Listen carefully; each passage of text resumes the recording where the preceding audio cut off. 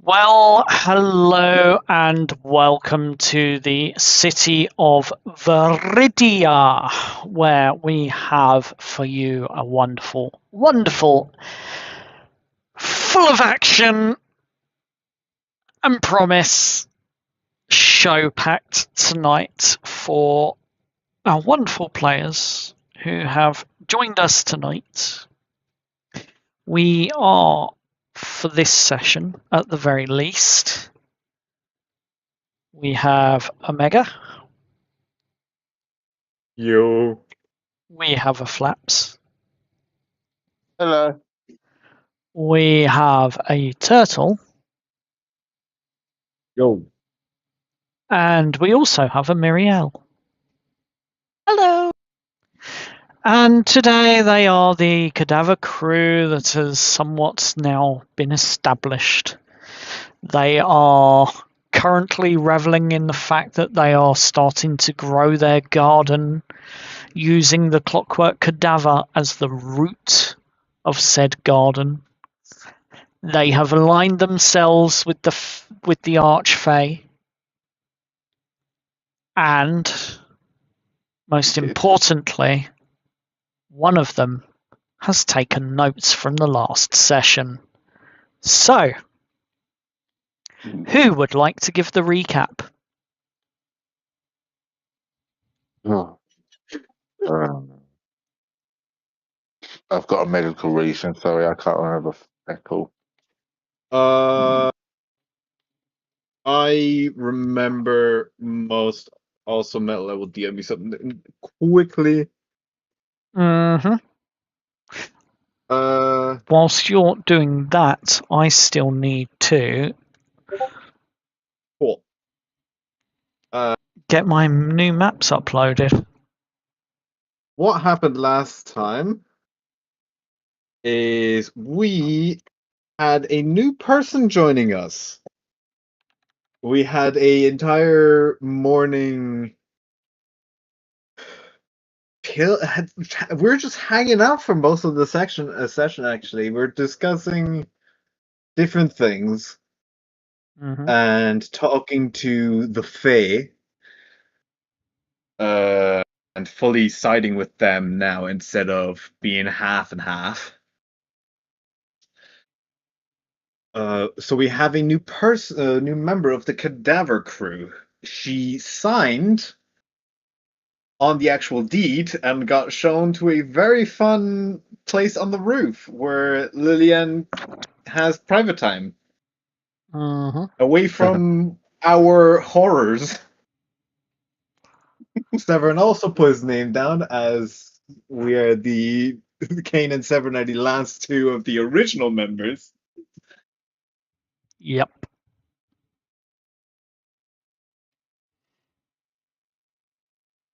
Go on. Have we just lost to Killian?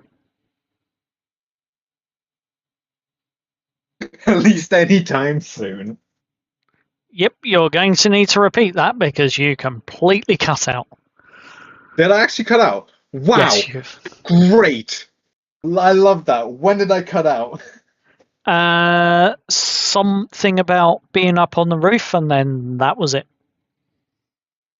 Well, I'm just gonna not say that because we're on Twitch. Oh dear. Right. What was I saying? Lillian had Jesus. No, I Lillian even showed forgot where I her was. secret garden. Yes, Lillian showed someone her secret garden that she keeps out of private because we are way too much.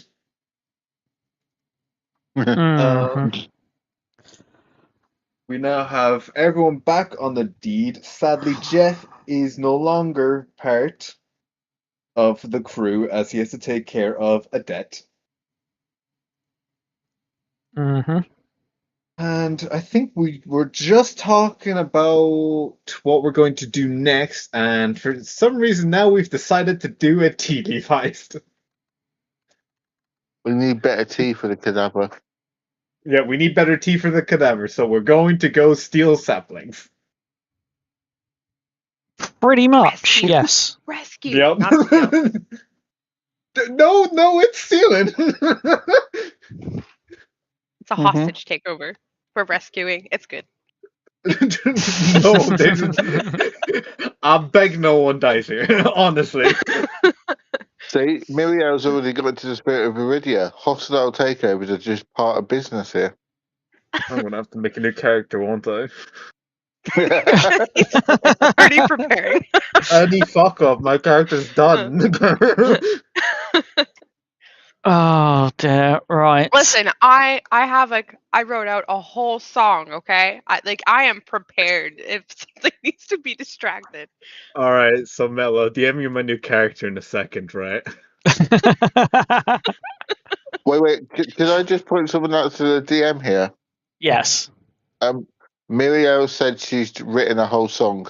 If it comes to it, you need to force her to sing that song now. Sure. No, only if it comes up. Only if it comes you've up. done it. It's too late. Only if it comes up. Right, so I now have my maps uploaded, so I am now ready to actually begin after I make a couple of quick adjustments that you lot, thankfully, cannot see me do. So this needs to be black. Choose. I need a rectangle and I need it filled so that I can then go wee. That's what she said. Hey. Right. That covers everything. So now there's no more surprises. And I am hopefully streaming live. Everyone can see everything. And we are going to go to, I believe it's this map here. Let me load it first so that I can see. Yes, it is. We are going to go to the Clockwork Cadaver. And you should be seeing that map now. Yep. Brilliant. See it. So, just for the record, I have been having technical issues with my OBS tonight. Yep. I needed to run a pipewire update, and now it seems to be working. So, we I are can't see it, going. man. Don't worry. We are going to start tonight's session in the Clockwork Cadaver. It is early morning, and you have all risen from your beds, from your slumber, after a night of work at the tavern, where various patrons came through the door, served them plenty of drinks, and managed to, in the course of the night, earn each of yourselves 4 gold pieces each.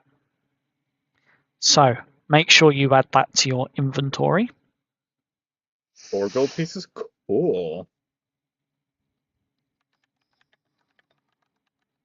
I don't work. I was card sharking. If you were card sharking, what I would like you to do then is roll me a performance and a sleight of hand. Okay. Right. Performance. You got this, come on. Oh no. Wait. Oh, no. Hang on. Wait. I can sort that out. Right. I'm going to do chronal shift to re-roll that performance. Oh, wow. Okay. Ben Yeah. time. That's an 18 for performance. Okay. And your sleight of hand? And I can re-roll that one as well with chronal shift. Can you? Yes, as a reaction after you or a creature you see. You've just makes used an your attack roll. You've just used your reaction on the previous one. Well, I managed to get my performance up high. You do have an inspiration though you could use if you wanted to. I do? Oh, okay. I'll do my inspiration. We all have Yes. one. Go. You're gonna use go. it now? You're gonna Oh. roll 5-1. 10 on your sleight of hand. Okay, so That inspiration sure added that one extra point. Oh, it did. Yeah, it helped so much. it has actually just a tiny touch. It pushed you just slightly over the edge. Woo. But maybe not Try quite good magic. enough. But because that's a failure from your card of a roll on the DC for the sleight of hand, from your card sharking throughout the course of the night, you only ended up managing to take home a total of 8 gold pieces. That's better than nothing. That's better than what I had before. That's better than That what is we very got. fair. But through the course of the Um, evening, serving drinks to the patrons and customers, every now and then smelling the wasping smells of various different plants and trees that have started to take root around the exterior of this tavern that you lot now call home. And after a hard night shift, you head to bed after seeing the last patron out the doors. Lillian stays up for about an hour or so more, just finishing off and making sure the books all tally up. Before you arise in the morning for the breakfast that she has laid out for you. Either way, though, Veridia has never understood the value of a quiet morning, has it? Dawn arrives beneath the ceiling of soot-grey cloud that's been dragged reluctantly over the chimneys, the bell towers, and the brass rooftops. Rain beads upon the memory lamps lining the streets, and each pale flame watching the city wake with the patience of an unpaid spy. Beyond the Clockwork Cadaver's privacy glass, carts are grinding across wet cobblestones, steam rising from the gutters, and somewhere in the distance the river pumps are beginning their daily rhythm, pushing water, waste, and secrets beneath the city streets. Inside the tavern, however, the morning's most immediate crisis sits in a porcelain cup. The tea, Aurelian, is dreadful. Oh. It's not dangerous, it's not poisoned, it's not cursed. It just merely tastes dreadful. Well, I say, dear Lillian, did you drain the washing water into this teapot this morning? It's ghastly. I mean, you're not far off. The tea itself is weak enough to be mistaken for rainwater, bitter enough to qualify as an insult, and expensive enough that someone somewhere is probably becoming very rich from it. Yet, despite that, somewhere beyond the fog, there is a ship approaching Veridia. Its hold carries a consignment, one that piques your interest in an interesting way. Labelled that the consignment is coming from the Silver Lake. Jasmine tea spoken of in an aristocratic drawing room. Jasmine tea that's spoken of in aristocratic drawing rooms and hoarded in private collections and served by people who believe good taste is proof of moral superiority. and this shipment is bound for the docks. The docks, at least in practice, belong to the Saltknife Brotherhood. Every crate counted, every seal checked. Every worker will know precisely what arrived, where it went, and how much someone paid them to forget. Ordinarily, this would make stealing from such a shipment very difficult. Unfortunately for the shipment, someone at the Clockwork Cadaver has spent a Fey Coin. And a soft chime passes through the room as Severin flicks the coin into the air. It comes down upon the centre of the table, spinning as it does so, catching the light in colours that do not belong beneath Veridia's sky. And for a moment, its reflections show something other than the tavern. It shows black water beneath a wooden hull, dock cranes turning through the mist, and rows of cargo waiting beneath the canvas. 8 crates stand upon the deck, and the coin turns in its spin. Nope, you miscounted. There are 9. It then lands upon its edge, and across its face silver lettering curls like stems from a growing vine. 8 declared, 9 delivered. A woman's laughter moves through the room, warm as summer rain and sharp as thorns.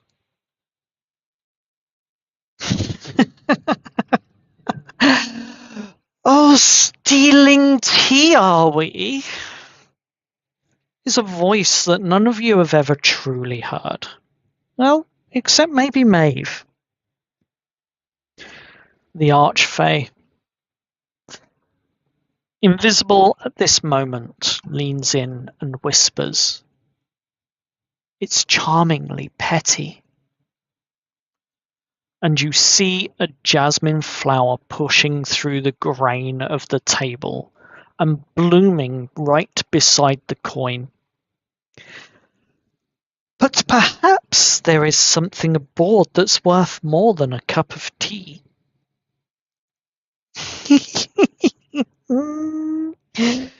The coin folds into a luminous moth, floats up into the air, fluttering its wings, and then vanishes into the steam rising from the dreadful pot of tea.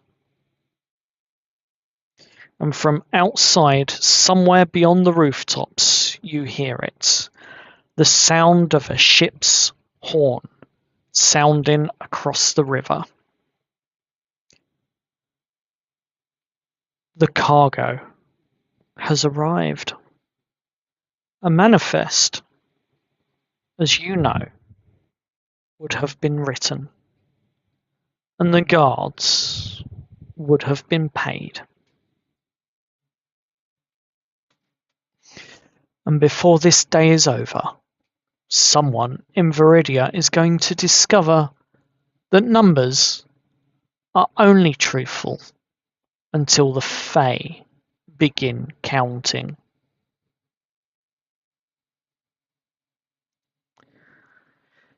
It's at this moment, once all the fuss and hubbub, the laughter and the chuckles has all faded,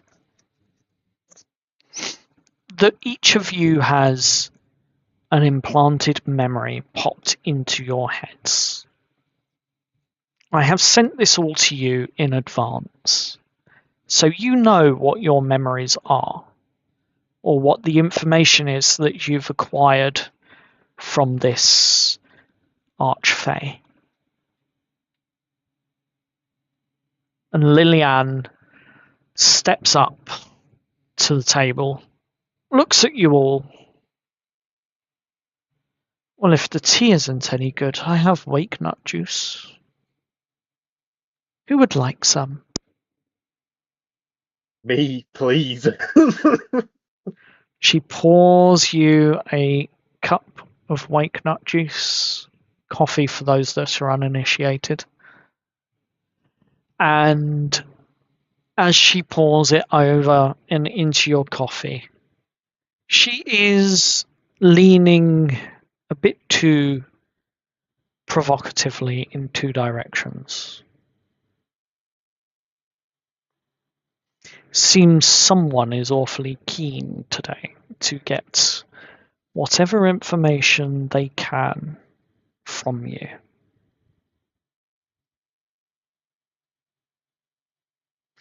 As Lillian looks at you, Omega. As Lillian looks at you, Kane, and says, "It seems the Archfey wants her tea. It also seems that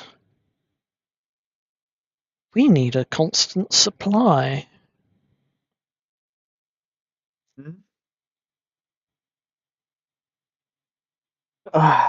We're not just stealing tea leaves. I have been given a memory. Well, I say a memory, it's more of an implanted thought, where there was an extra crate, and inside it were 6 saplings.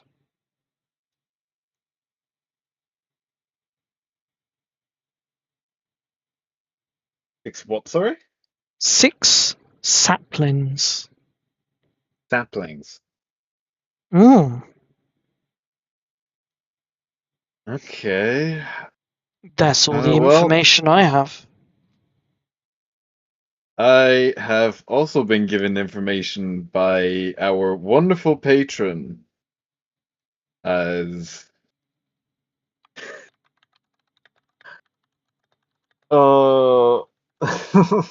which information was it that was away from? Was it the let me quickly do that. Was it that one? The information that you were given would be everything that we discussed in Discord. Everything. Cool. Cool. But you might not want to give away too many of the mechanics. Yeah, no, I won't give away that. Well, I know some of the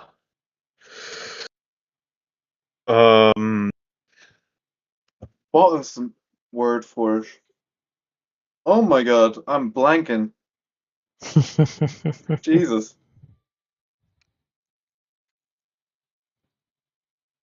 Come back to me in a second. I'll tell you. I might have something to help you with this tea heist. It seems, well, we have some saplings to steal. Did anyone else get information? Yes, I received some.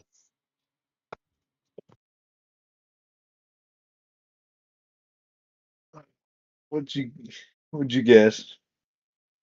I've been studying the tidal charts and the manifests, and I've also been monitoring the docking cranes, and I've noticed something interesting. Oh? I've noticed that they stop for exactly 46 minutes. I think it's a no. Nope, 46 seconds 46 seconds. That's what for I the said. cranes. You said minutes. No, I definitely did say minutes.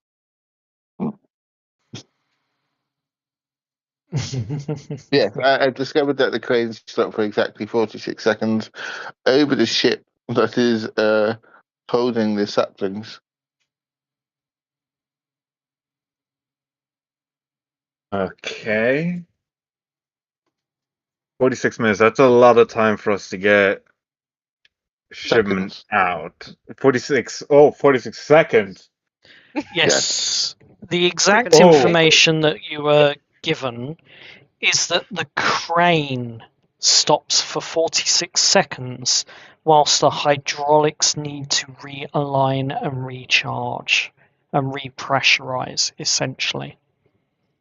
So we could potentially use the crane as an entry point to the boat.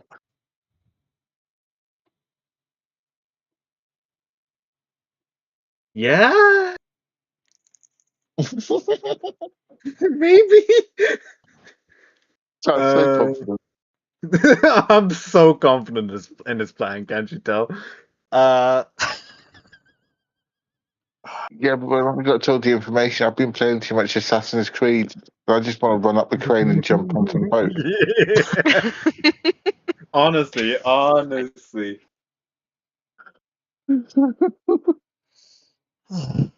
From the information that I received is our main focus is I need those saplings.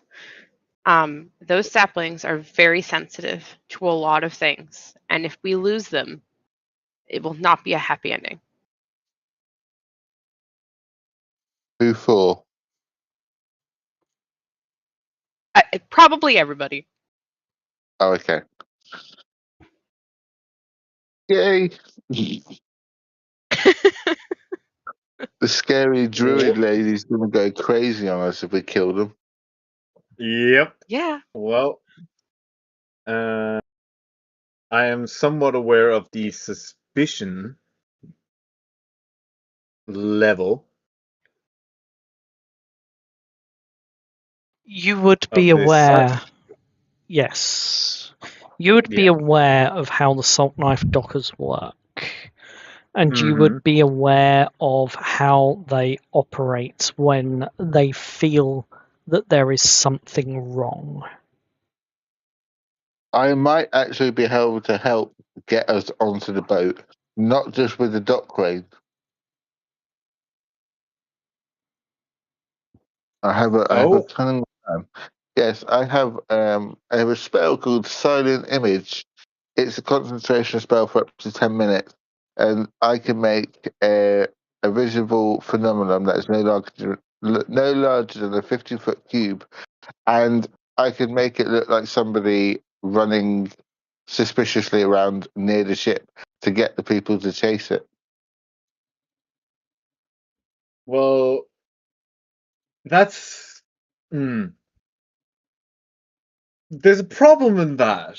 If they realize it's magic, they're gonna be suspicious of it. And They only realise if they physically interact with it or get close to it. If I can make it so it looks like it is running, so they would be chasing it.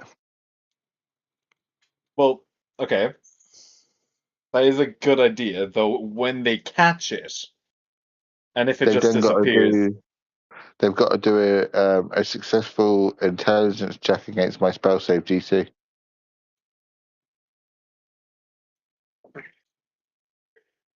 Okay, you say that so ooh, the workers were superstitious and suspicious of things, correct? yes, very much so. Obvious magic So will be any okay. any crates that are opened carelessly, any magic, like Are they concerned with possible infections that could harm them and stop them from working? DM, would I be aware that that could be also possibly a bad thing?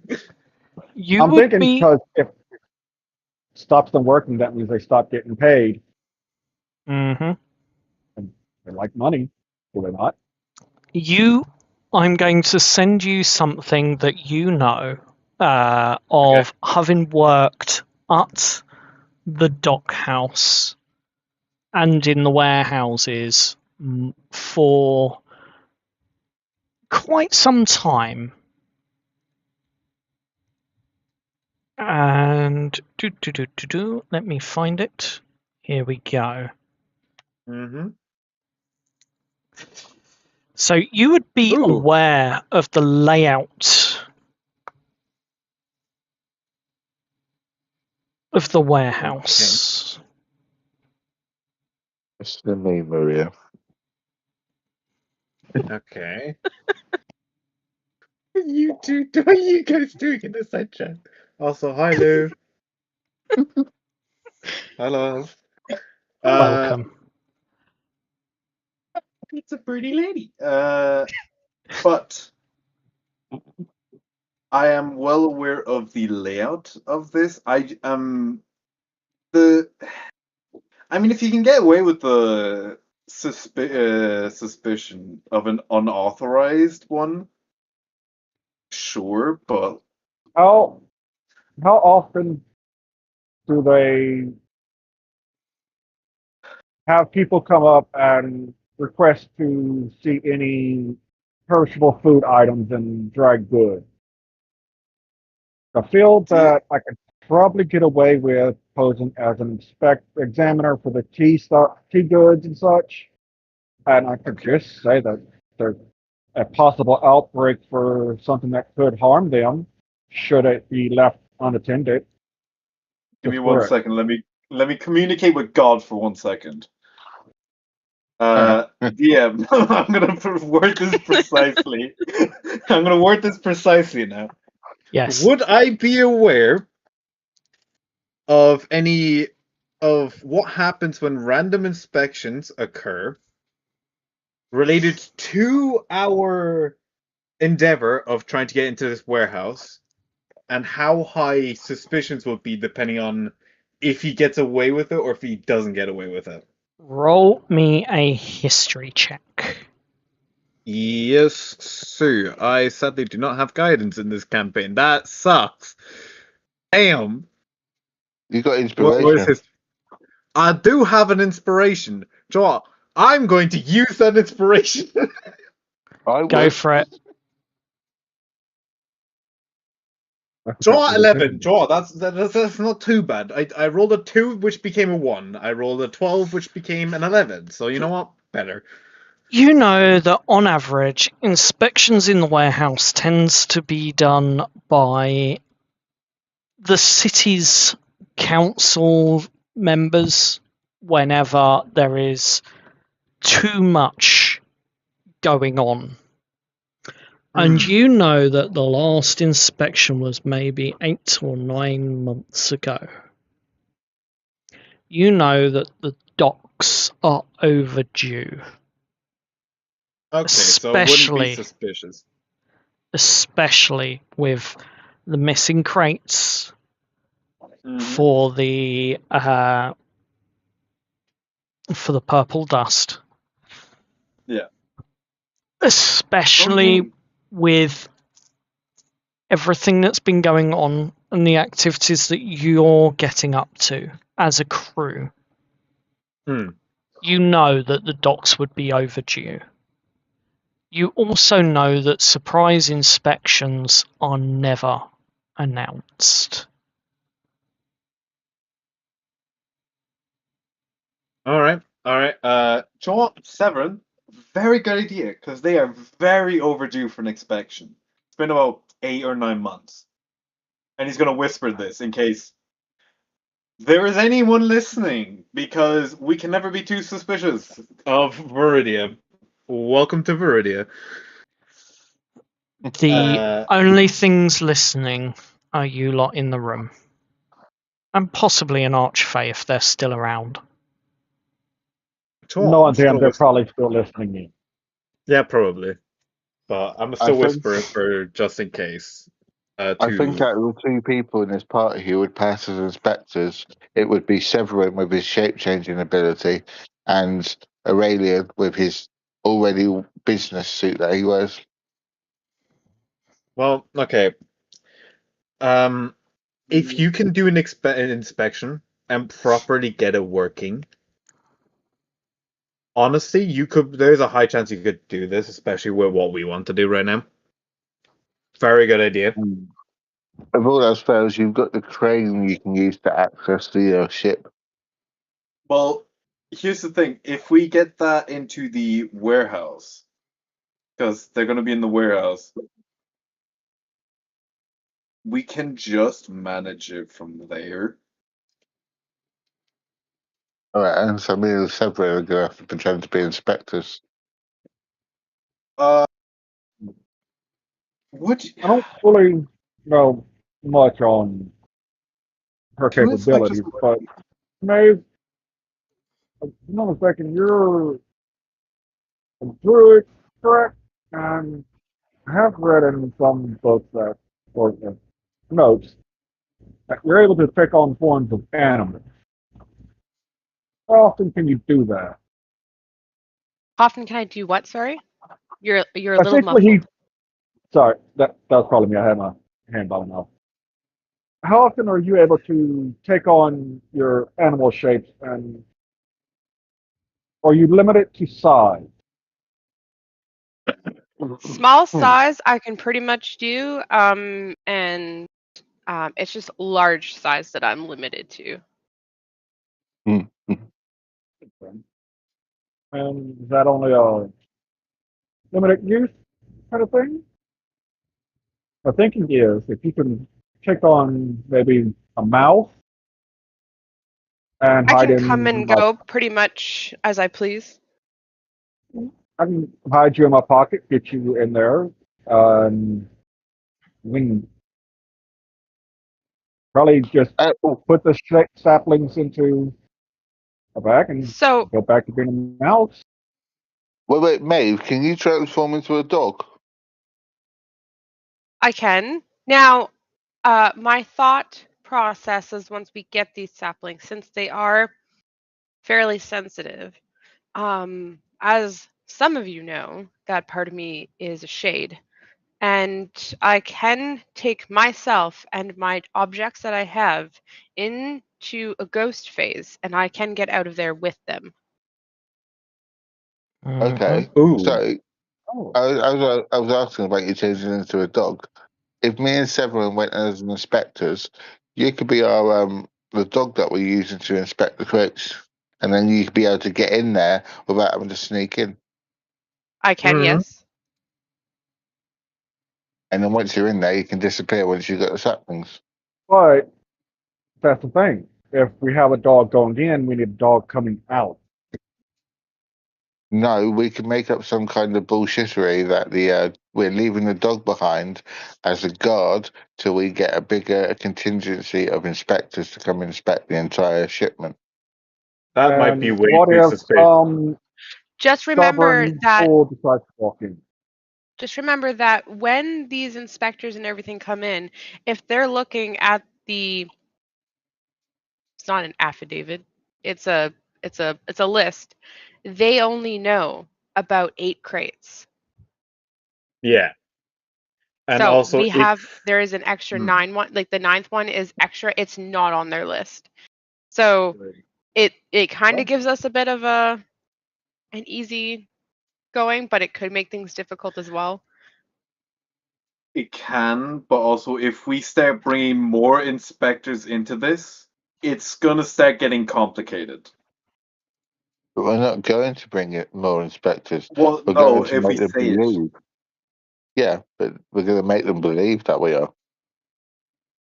Well, no, make them believe, yes, but you can take things into your shit into yourself, can't you? Blanking on names right now. Bear with me. Maeve? Maeve, yeah.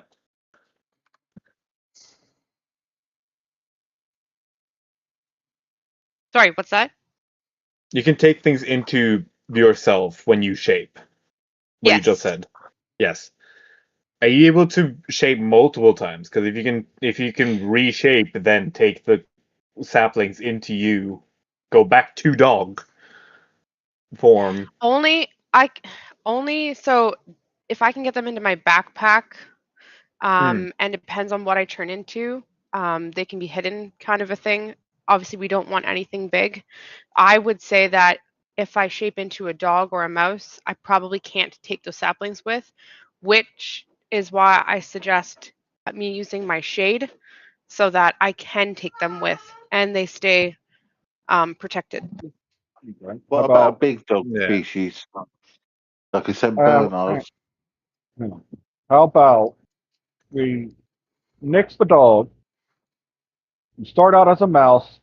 We get you in. You get the crate. You store it into your. Get it on where you can carry it with you. Then you use your shade, and we're still able to leave without any use of a dog being left behind. Yeah, That works. That's my that works idea. Is if perfectly. you say we have a dog with us and we're leaving it behind, there could be some fool who's like, "Ooh, can I go pet that dog?" and gets in there and doesn't see a dog and sounds an alarm. Mm. The dog could have gone to relieve itself in a corner. It's there very suspicious. That might It, not go the way you want it to it's go. still the fact that you'd be leaving a unknown dog in a warehouse of goods that are probably either edible or easily destroyable. Yeah. They're also not gonna leave the dog by itself in there. If it's very destroyable and consumables in there, they're not gonna leave the dog by itself in that room. Wait. What if you still went the dog route, did the shade thing to make the crate disappear? We then tell them we are leaving. No, that won't work. Don't worry. Actually, no, that could work. We could tell them we are leaving a dog behind till more party members come. I can use my silent image to create an image of myself staying with the dog while I escape out the back of the warehouse. And the first Severin goes out and explains that we're bringing more people down here to do more inspections. That way, That's getting. Ooh. I'm not that way, Go the relieving on. dog. myself anywhere in the ship. Just so we're understood. Using that many spells, that's starting to get complicated. We're going into a very It's one chaotic spell. route. It's one spell. Silent image is one spell. What if they tried to talk to that person? Well, if we're city workers and we're from the city inspection, we'd be really snooty and we wouldn't talk to them, and they would probably think we're too upper class to talk to anyway. Dockers never normally hung out or spoke to most higher up.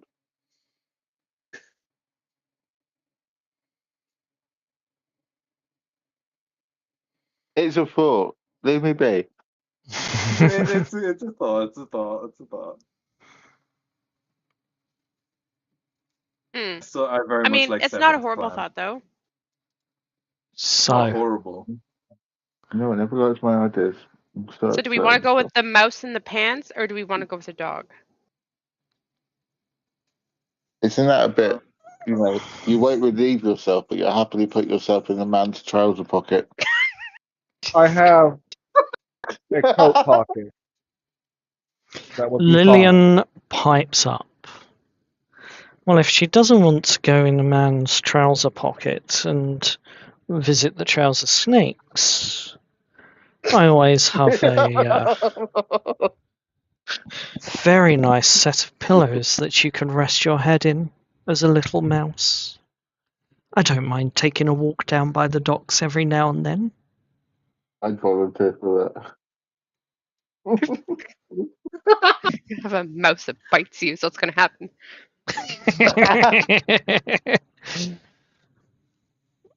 It wouldn't surprise me if Lydia's got I mouse have. traps in her bodice. I'm pretty sure I have plenty of pockets that could be utilized to store a tiny little mouse, other than pants pockets. But I must say, it's been a short while now, and they would have started unloading into the warehouse by now. Well, let's go do the mouse in the pocket thing with the inspectors. Yep. I Very will be well. down there anyways as support because I can just walk around. And if she doesn't want to be in a pocket, I'm pretty sure she can nestle into my hair. I have plenty of it. Well, Severin, we get to do one of our favourite things. We get to go be snooty to the lower classes. The most pompous thing I've ever heard. Kane is appalled in the corner. Well, as the last of the dreadful tea is left abandoned upon the table, plans made, decisions, good or bad, decided, coats being pulled on, weapons being checked, disguises being adjusted, somewhere beneath the bar, a loose floorboard gives a tiny, approving creak. Then the doors of the Clockwork Cadaver swing open of their own accord, and you merely hear the voice of a Fey. Good luck, don't disappoint. And as you step out, Veridia swallows you. The city is now fully awake. There are steam carts rattling across rain-dark streets, factories whistling in answer to one another through the fog, and clerks hurrying beneath umbrellas whilst labourers move in opposite directions, shoulders bent beneath tools and rope and the weight of yet another day in Veridia. As you descend towards the river, the air begins to change. There's coal smoke that gives way to wet timber, tar and salt. The streets are broadening to accommodate cargo wagons. Warehouses rise either side like windowless fortresses. Their brick walls marked with shipping sigils, guild emblems and warnings that nobody ever appears to read. Ropes begin to appear everywhere, coiled upon carts, hanging from balconies, stretched between loading cranes and knotted around posts thick enough to hold ships against the river's pull. And then you realise you have entered the Saltknife territory. Nobody announces it. Nobody needs to. Dock workers carrying hooked knives at their belts, chalkboards listing crews, wages and berths, names appearing and vanishing beneath quick strokes of white chalk, and every crate has a destination. Every worker knows who's paid for it. Every accident seems to have already been assigned a price. And ahead through the mist, the masts of the Lake Glass Swan rise above the warehouse roofs, and a crane groans into motion. Chains tighten, and the first cargo chest is lifted from the ship and carried towards berth 9. One. Then another crate. And by the time you reach the edge of the working dock, which should be coming into view now for you.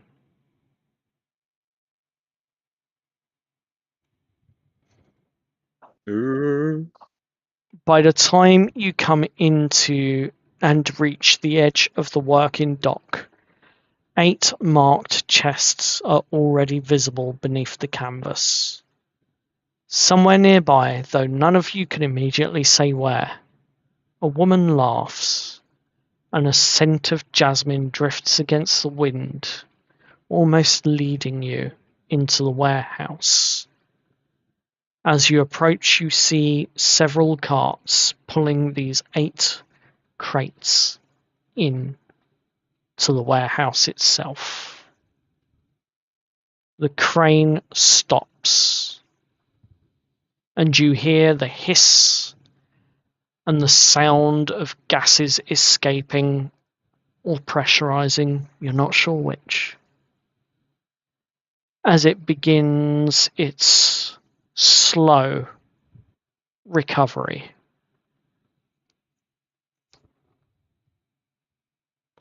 What are you all doing?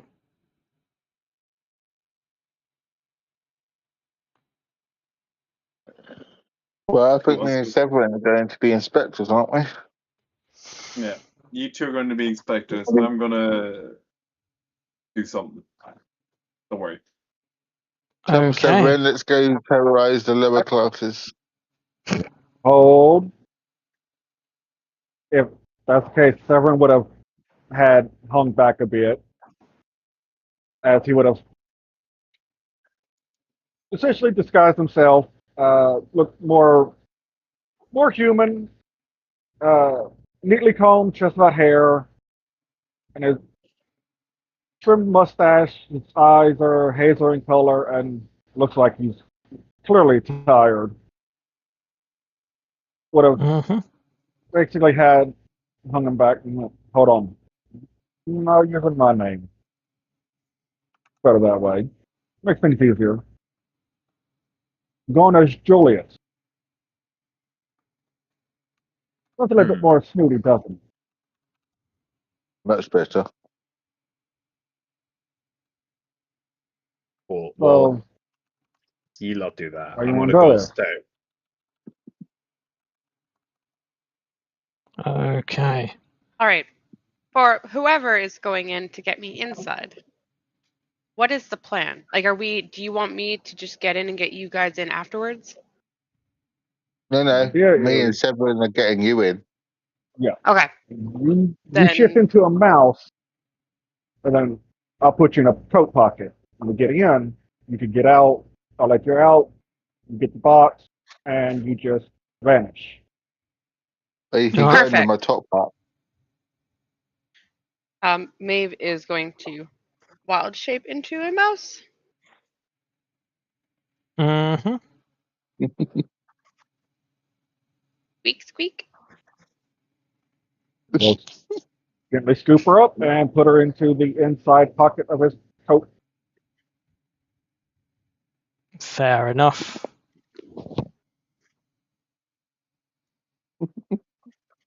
Smells like popcorn. Squeak, squeak, squeak, squeak, squeak. Maybe not do squeak too much. Yeah, in that pocket. If they'll lift open the coat, no, please don't eat almond crackers.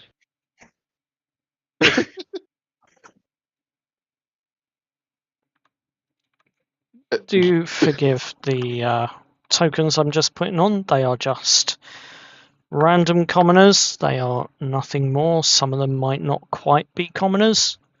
Some of them might be dockyard workers. Some of them Don't might judge even Severin be for having pocket crackers. duplicated, and for that I apologise.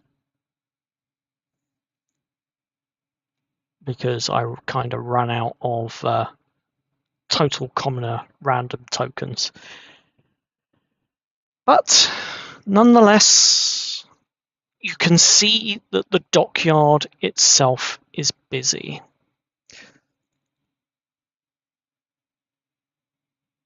What are you doing? We have one person, Maeve, who is now a mouse and in the pocket of one of the currently disguised inspectors. You have the ship, which is the Lake Glass Swan, docked here at Berth 9. And for the most part, it's been relatively easy for you to walk into. It's not uncommon for people to just be walking through this area, taking in the sights, the smells, the sounds. But you're all here for a purpose. Severin will probably call out as they approach before going. So just looking to. For the life of me, I cannot pronounce the character's name.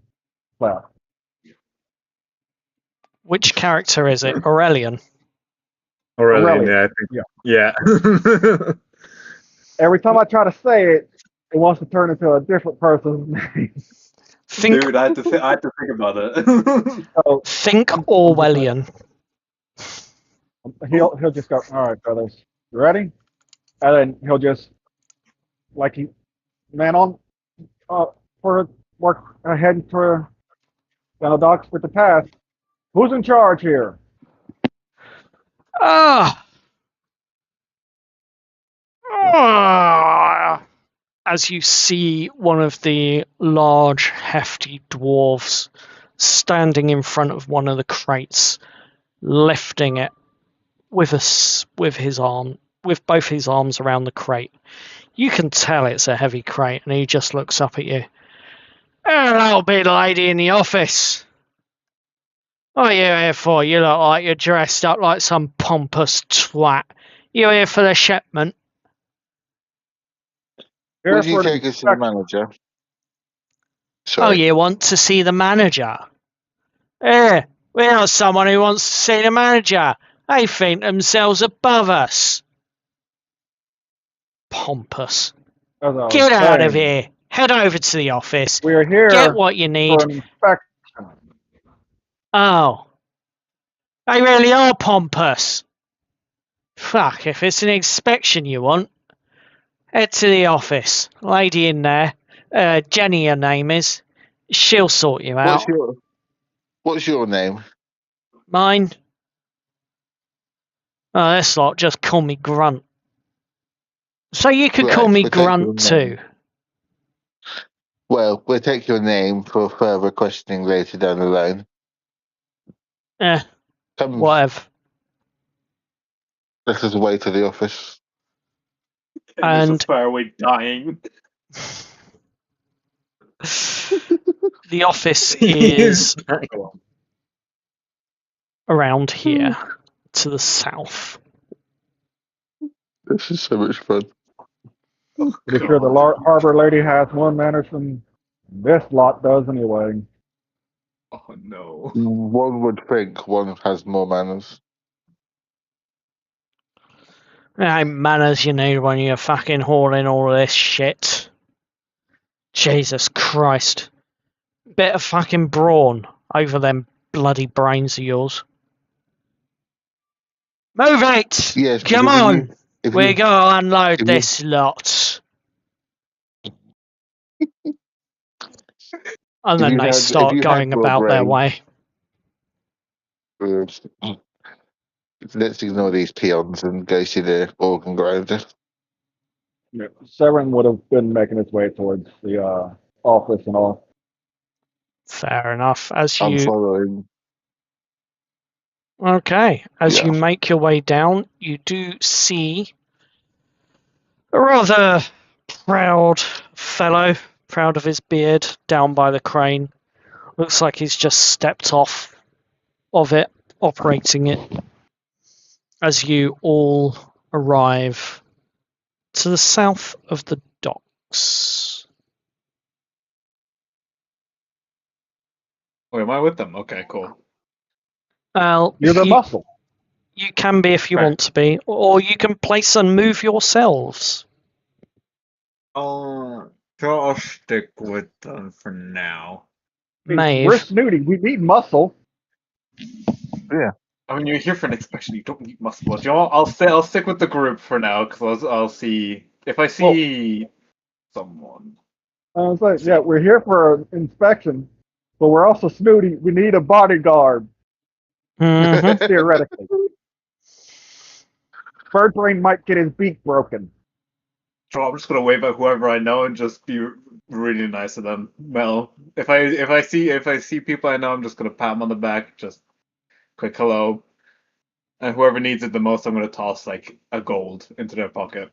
This individual that you come across who's stepping off the crane, you know him. This is Jono. You know him as Jono. He's always known himself as Jono. And it just seems to suit his personality somewhat. In fact, Jono looks up. Bloody hell. Kane, is it? What are you here for? You here to help with this shipment then? Or are you Jono, just how's the looking beer? for You're just looking for a bit of extra coin then, aren't you? I'm helping these low a bit of extra coin at the moment. They're inspectors. Oh, you managed to pull Yep. them in. I did not want to. I was hired to be muscle, and I'm here now. I really do not want to be here, but I'm here. He gives you a wink. Well, you know the ropes. You know how they hang. You know which ones are Yeah. knotted. And you know which ones are loose. I know what he's saying. Oh God. Yep. Well, table. I don't like the way that sounded. Oh, you don't. Good. I'm going to tap my walking stick rather impatiently to try and get the attention of the manager. You're right As there. a You look snooty like you person got a would bit do. of a nervous twitch, mate. Are And you the manager? he is standing there deliberately Does in the that way. look like the lady? I'd love to be I the don't know. manager, but no, I'm just a dockyard foreman here. I work under the Well, we don't want lady. to speak to you. We don't want to speak to you. We want to speak to the manager. Could you grab her for us, please?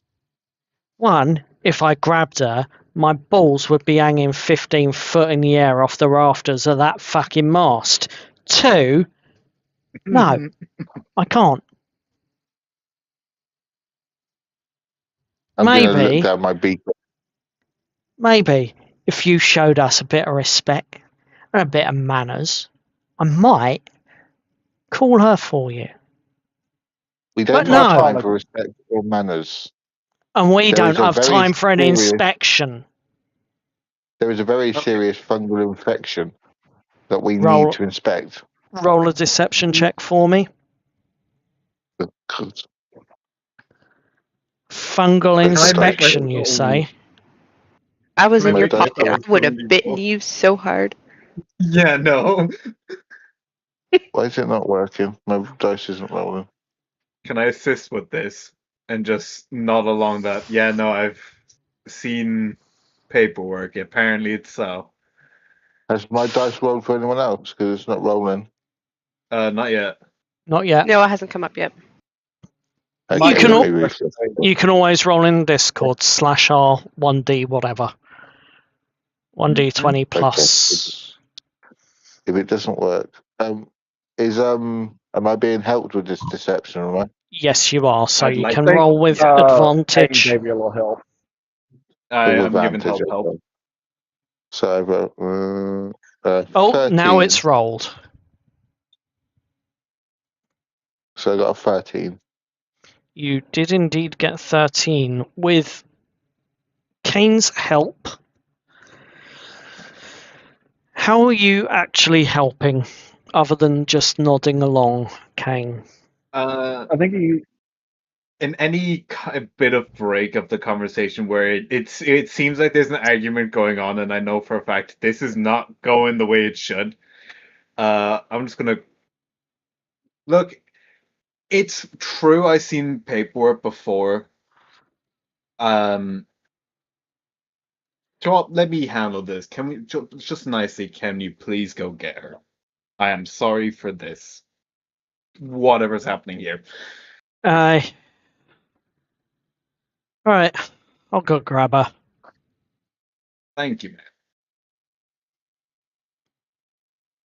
And you've got about 3 or 4 minutes before this lady arrives. And most of the dockyard workers know her as Jenny. Just Jenny. But you can recognise her as someone else. Is she By Jenny another from the dock? name. Is she Hmm? what, sorry? Is she Jenny from the dock?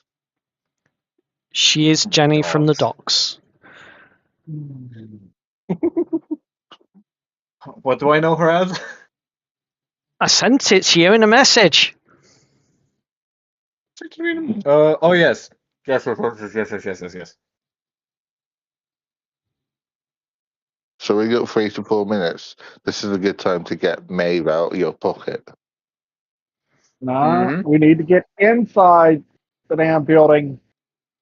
For that to work, I'm going to also quickly whisper to Aurelian, you need to be nicer to these people. The moment Jenny Hag essentially came out, Julius would have been, you must be the Madam of the Harbor. It's a pleasure. I certainly here run a for few some- things around here, yes. We're here for a surprise inspection. Make sure your dry goods and perishable goods are in good condition and aren't infected with any pests or newly heard of mold spores that we have gotten reports on. Ah, yes. Dangerous little buggers, this mold that's been reported to us. Roll a persuasion check. Kane, you know her as Hester. Hester, cool. I just need that to clarify because I didn't hear you before. Mhm. Can I try and assist with this? How are you going to try and Yes. assist? You know, if you need it, I think you have to refresh the page because sometimes like to. I can. How am I going to assist with this? Yeah, no, they are coming for an inspection where I was hired to do so, and I'm going to give her a small little wink, trying to hopefully let her catch on. You But said persuasion. Yes, persuasion, please. that this is for my favor. I will use my inspiration 16? to hopefully. Oh, It's up to you if you wish to use your inspiration.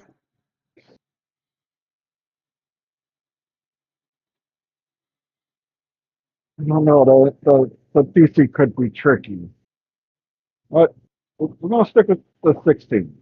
So Okay. that might be a good. Okay. Kane, you give your little knowing wink, and Hester looks at you.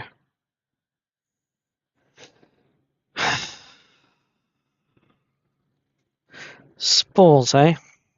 Fungal spores. This ain't that new, these ain't them black glass spores that have been cropping up every now and then on contaminated containers. Is it, Kane? Yeah, sadly, they keep appearing more and more, which is starting to get a little concerning. Huh. You certainly don't want to lose your workers to sickness. No. From what I heard, I don't want to lose any of the workers to a thing that takes over the body, either. Mm-hmm. We all heard about what happened up at the funeral. And if these black spores are being treated as suspect in that case, then, well, I suppose I better let you in to inspect the goods. Thank you very much. She looks over at Johnny. Johnny, I think your crane has recuperated now. I think the pressure should be back up to nominal. It's time for you to get back to work. As for you, Kane, don't cause me any trouble, please. Never, never, never cause you trouble. We'll be in and out as fast as you know it. Good. Well, you know the way to the warehouse. Yes, ma'am. Like suggestion or possible request. Oh, what's that? To ensure that for the safety of your men, We have them vacate the warehouse while we inspect, just in case there is some of the spores there, so that they won't be liable of being infected if it comes about. Well, if there are spores in there, it's only fair that we temporarily evacuate the building. But if we are to do that, then I do need to have someone follow you. Fortunately for you, you've got one of my most trusted dock workers with you. Kane, Yeah. don't get up to any trouble, please. No. No trouble. Don't let them ruin any cargo, please. No cargo will be harmed in any sort of way. You have my word. Whether you accept it or not, I give my word that no cargo will be broken or removed. See that that's true. And she begins to lead you towards the warehouse. Mm-hmm. As she's leading you towards the warehouse, I haven't put your tokens on this map yet. Bear with me as I find it. There it is. As she leads you towards the warehouse, hopefully you can all see that. Yes. Yep. Excellent. I finally can see. The working dock begins to close around you, chains groaning overhead, cargo swinging through the mist, dock hands shouting measurements, cursing and warnings with equal urgency, while tally clerks are moving between the stacks, marking each arrival in ledgers that are already damp from the rain. Chests from the Lake Glass Swan don't seem to remain in the open for long, and one by one they're lowered onto iron-framed carts and pushed beneath the shadow of Warehouse 9. Its doors standing open just wide enough to admit cargo, workers, and suspicion. An assault knife foreman calls out the numbers. 1. A chest crosses the threshold. 2. Another follows. 3. Heavy doors begin to creak wider, and beneath the noise you hear the scratch of chalk across the manifest board. 4. 5. And 6. Come on, where's the yes? Where's the rest? Steam bursts from a nearby pressure valve as you're approaching, Hester leading the way, filling the loading lane with white vapour, and for several seconds the warehouse entrance almost disappears completely from view. 7. The fog begins to thin. 8. Final declared chest rolls inside. Clark draws a neat little line beneath the entry and closes the ledger. But the crane does not stop. Somewhere behind the stacked cargo, a chain pulls taut. Wood shifts against wood, and a ninth shape moves from beneath the canvas. No number, no mark added. The workers nearest it suddenly become very interested in their boots, their ropes, and anything that does not require them to look directly at the undeclared cargo. The canvas-covered crate is guided towards a narrow side entrance beside the main doors, and the scent reaches you before it crosses the threshold. The smell of fresh rain, damp soil, and jasmine. Something has guided you here. Wafted the scent your way deliberately, and you all begin to realize you have company. For a moment, the smell cuts through the tar, the salt, and the furnace smoke of Veridia so completely that the city itself seems to hold its breath, and the side door begins to close. Beyond it, you only catch fragments of the warehouse interior, towering racks, suspended cargo nets, brass lanterns burning between the aisles, and a locked inspection cage at the center of the floor. The crate disappears inside, and the door shuts behind it with a heavy metallic click. Outside, work resumes as though nothing unusual has happened, and the bell rings once from within Warehouse 9. The manifest says 8, and the warehouse now holds 9. As you approach the doors, Hester calls out to the foreman, "Hey, mister! Got a surprise inspection?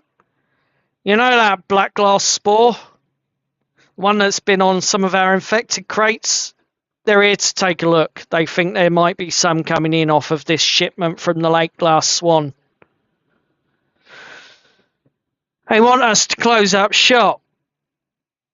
Just for, how long would you say? 10 minutes? 15? Is that enough time?" Give or take, yes. If all is I'm good, gonna, then you'll be back open and running. If we find any, then it will have to be closed down until we can get it clean. I'm All gonna right, all look right. at Hester. Yes. And I'm gonna look at Hester. I'm gonna give her a small pouch of 20 gold.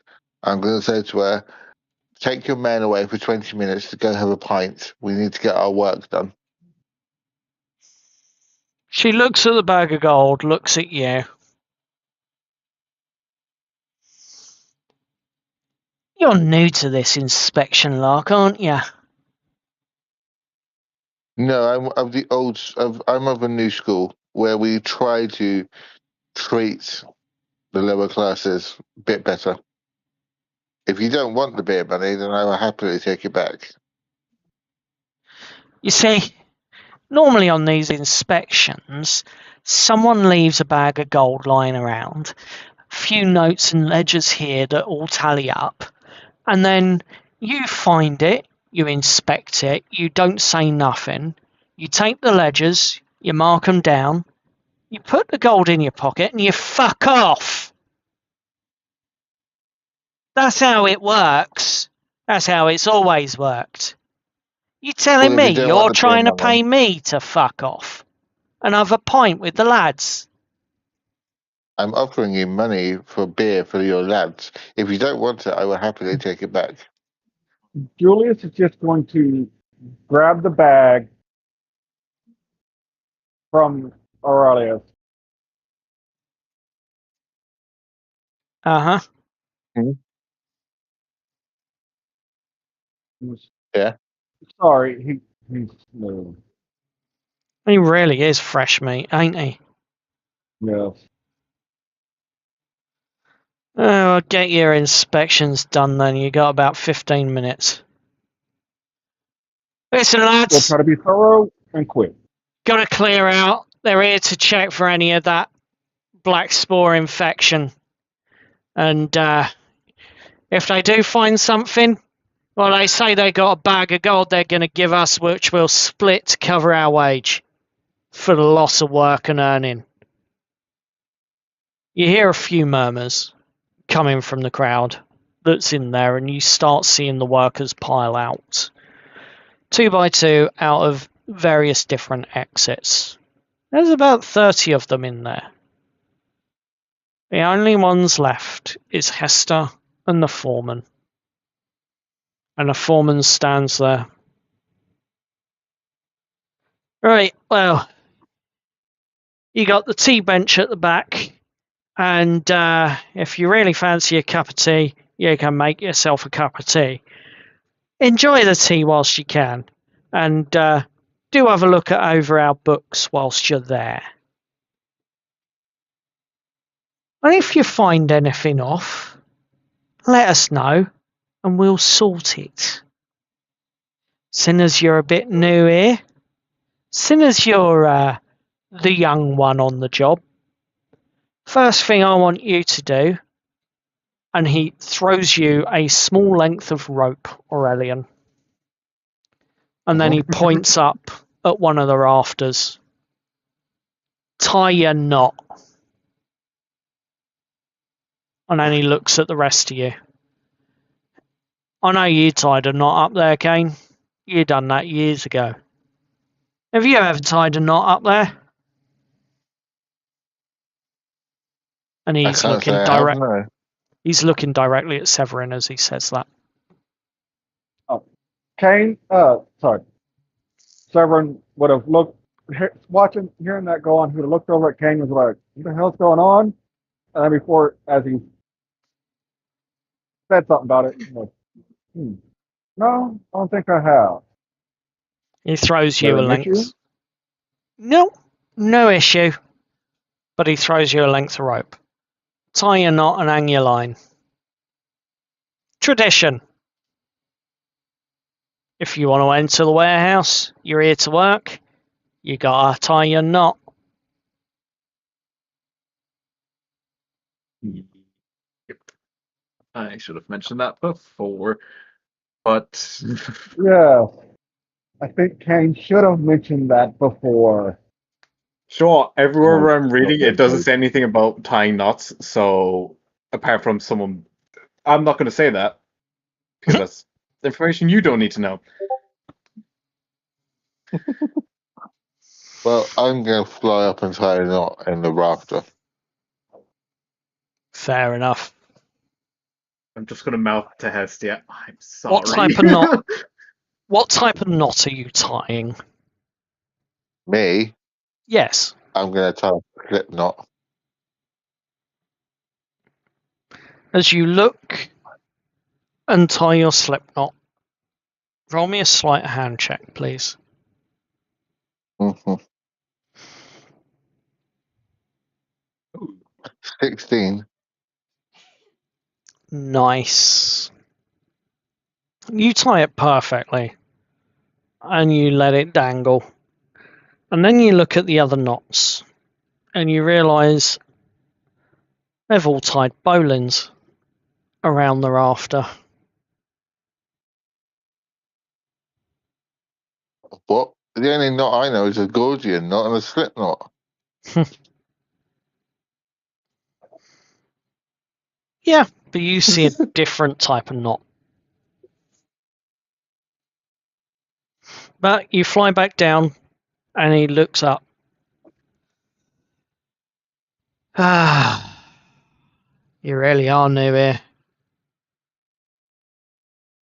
Nice knot, but absolutely useless. It'll hold things tight, but it won't let go. Bowling, on the other hand, You asked me to tie a knot. I did. and that you did, not going to deny. Bowling, on the other hand, is a much more useful knot in the future. I'd advise you learn how to do it. It's tight, doesn't let go, doesn't come undone, can't be pulled off, but if you tug it in just the right way, you can release whatever cargo load you need. Much more useful. I shall take notes. He gives you a wink as you say that. As for you, girls, good God, sir, how are you going to get up there and tie your knot? As he looks at you, Severin. Can I look around to see if there's any good enough path to possibly get up there? I mean, I'd say it's about 7 foot off the ground. If you could find something that can lift you up about 2.5, 3 foot, you could probably reach it. So roll me a... Are you just having a quick glance, or are you really looking for something? Let me actually take a look at the map so I can physically see something.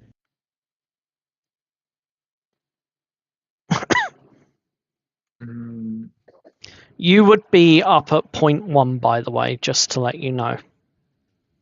Okay.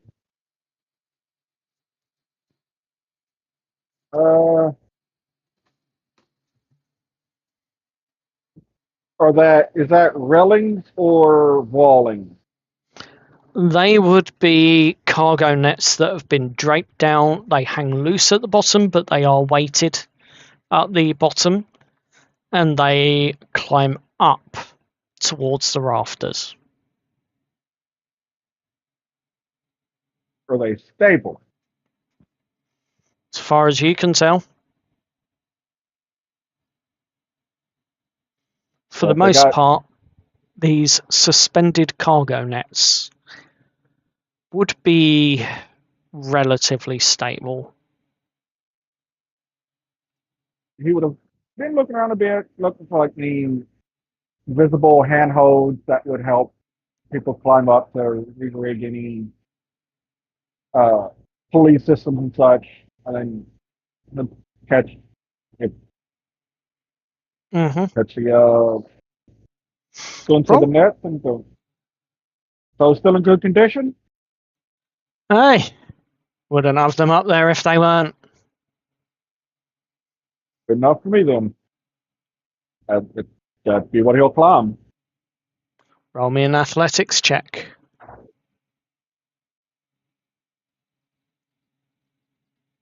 Ooh, I am going to instantly roll that again. That was a natural one. Oh Do dear. not kill me. Oh dear. So I am using my inspiration. How about a 17? Is that better? 17 is much better, and you do make it up the sides of climbing up these cargo nets with ease. Okay. And as you reach the rafter, do you know how to tie a bowline? Either No, IRL or as your character. How much length of rope was he given? Enough to wrap around the rafter and create about a foot of dangling length. Then he will do a clove hitch. Fair enough. You do your clove hitch. Is it just a clove hitch, or is it a round turn? No, it would just be a clove hitch. That's the only one I physically know. Okay, just a clove hitch. So you wrap it around the once. Other than the basic, just simple knots. Yeah. You wrap the rope around once, and as you come back round, you wrap you cross over the line, and with the rope tucked underneath the cross, you then pull it taut, and it sticks.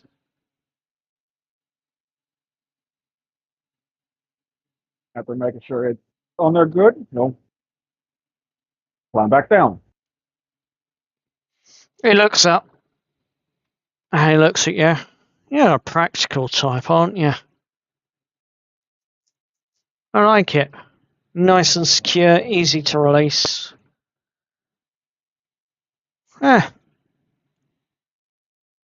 You might have been around the dockyards before. Not this one, though. Others. Correct? Might have went around when I was younger. Fair. That's fair. Clove hitch. Normally used on the boats for quick release and keeping things tight. Comfortable. Yeah, I'll give you that one. Right, I'm going to get out of here and skedaddle with the others. 15 minutes. Starting now. Yep. By the way, Esther, have you heard anything from that noble that's coming to oversee the cargo that they're taking in. Hester looks up as she's about to walk away. No, although they should be here in about 20 minutes. I wouldn't put it past them to arrive early, though. Now, they'll be in for a shock if they come mid-inspection, won't they? Kane, look over these Yeah. two, will ya? No worries.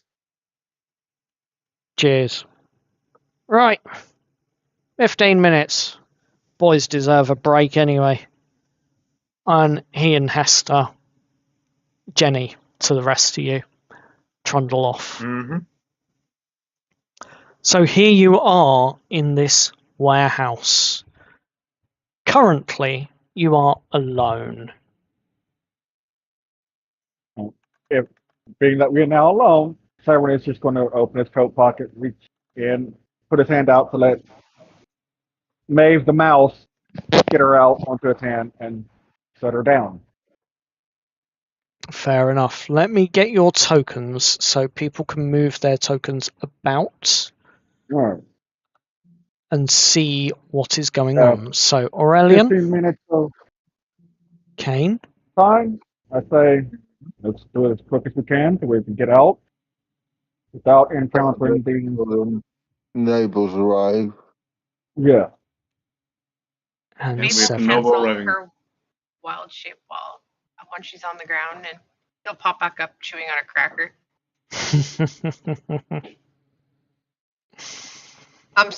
How long do we have, guys? 15 15 minutes. minutes. 5 minutes to find the saplings to get them out of her. Seeing that, Severin is now going to check his pocket to see if she's eaten all of his crackers. Mm. She's May's gonna walk towards the center of the room, just slightly whistling. The side door You're behind lucky you. that wasn't the last one. The side door behind you closes. And without realizing it, the lock turns with a heavy metallic clunk. And for the first time since reaching these docks, the noise disappears. Not completely. The harbour still exists beyond the brick walls, chains are still groaning, workers shouting, cranes dragging cargo through the rain. But inside Warehouse 9, every sound is softened by timber and canvas, and rows upon rows of tightly packed crates. Alone. Brass Guys. lamps burning low between the aisles, flames reflected in damp patches across stone floor. Tall storage racks rise almost to the rafters, connected by narrow iron walkways and ladders, cargo nets hanging overhead like enormous webs, and each one heavy with barrels, boxes, and sealed bundles. Behind you stands the side entrance through which the undeclared crate was delivered. The door now closed, and the warehouse ahead divides into several possible paths. You have the 8 declared tea chests sitting together beneath a painted sign reading Silver Lake Imports awaiting collection. And to the right, the glass-fronted inspection office overlooks the warehouse floor, its desk buried beneath manifests sealing wax and custom stamps. And at the centre of the building stands the locked iron cage that is used for high-value cargo, and its gate is hanging open. The cage is empty. Somewhere in the warehouse, wood begins to creak. And then comes a second sound, one that only you hear, Maeve. Soft, deliberate, like fingernails or roots digging slowly across the inside of a wooden box. And a trace of jasmine moves through the still air doesn't come from the 8 marked chests. It comes from somewhere above, and a single pale flower petal drifts down between the cargo racks and lands upon the floor, and then slides several inches against the slope of the stone, pointing towards the darkest aisle of the warehouse.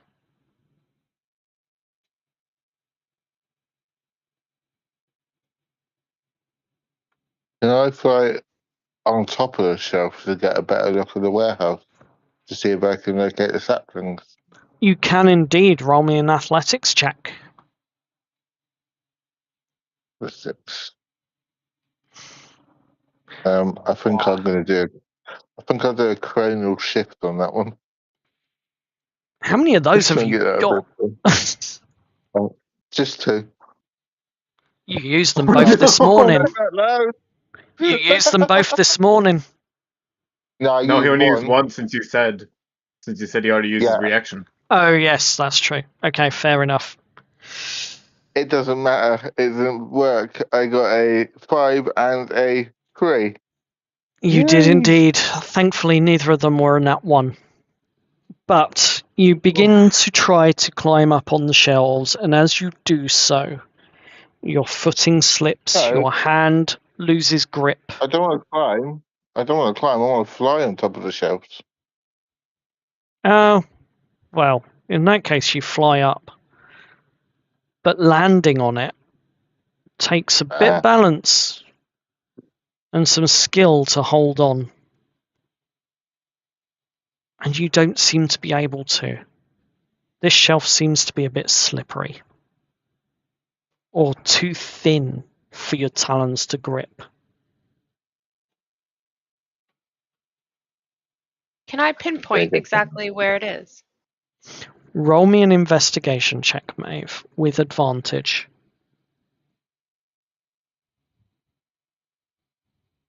If the shelf seems like it's gonna fall, can I just hold it so You- it doesn't fall? You can indeed hold the shelf so it doesn't Reverend will fall. be doing the same thing. We cannot let this thing fall. Oh no. Oh god, With a- 8 double time. Oof. The use of bunny ears is being used with this. Julius has promised not to break any of the crates, and the bird brain goes and tries to do something that's going to break a crate. Maeve, you have your inspiration. Oh, It's not okay, my yeah, that's right. fault that my talons aren't as sharp as they were since I had a manicure. You're I on the am- crate on a shelf that is Get trying off the to shelf. fall. Get off the shelf. Mm-hmm. Wait. Before I use my inspiration, Mhm. I am going to cast Speak with Plants, please. Okay, you cast Speak with Plants. Just to verify. Turtle, can you still see everything, or is it blocking you out now? I can see a little bit of it, and it's fine for Okay. now. Okay, sorry. I'll see if I can Do- use my phone instead. No. Do what you got to. It's Do fine. what you got to do. It's fine. This is all you. This is all you. We're just holding the bird up so he doesn't make a rocket. She's she's gonna go to the center of the room. And Yep. she's just gonna stand and close her eyes and take a deep breath and just kind of call out to the jasmine plants. And to see, or whatever else also speaks to her within the area. What Okay. is the native cry of a jasmine plant? You're about to find out, I guess. The first thing that you notice is that there is a botanical quarantine room, and immediately you hear the calls of the plants coming from there. That is point 8 on the map. Just beyond the tea bench.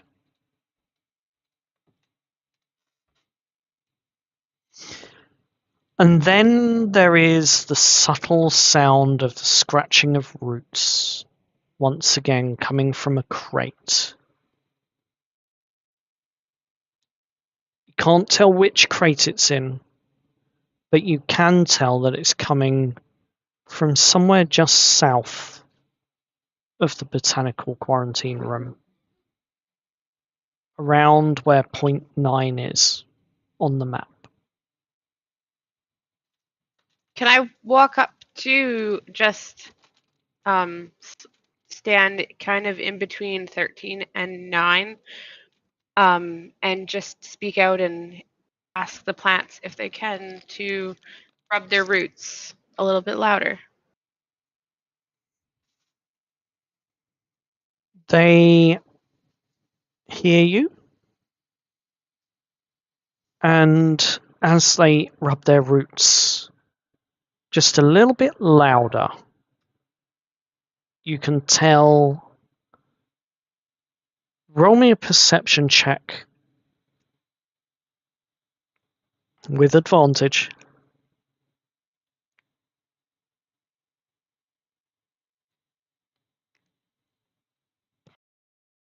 Be good. Come on. Ooh. You got this. Go on. 17? Is that what it was? Yep, Mm-hmm. Yeah. it's a 17. Good roll. You realise that it is in the second crate from the top of this stack. And this stack is about 5 high. And each crate is about 1.5 feet by 1.5 feet by 1.5 feet. Are they stacked in a way that I could climb them? Or are they straight up?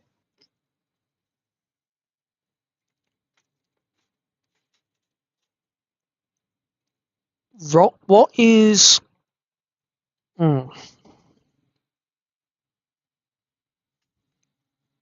One moment. Mm-hmm.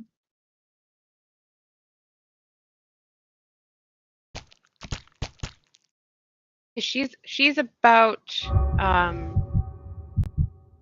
around like 6 feet, so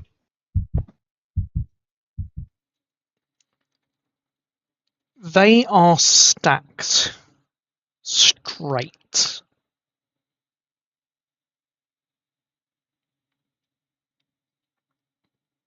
Okay, give me one moment. I need to check something.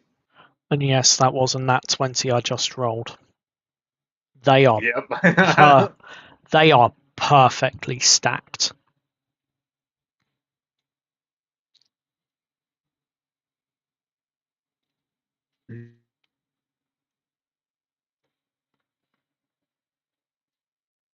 Perfect. Some might say too perfect. Not even Deliberately Okay. so. Can I wild shape again, please? you can. I would like to wild shape into a spider and climb up the crates. Okay. Whilst she's climbing up the crates, what are the rest of you doing?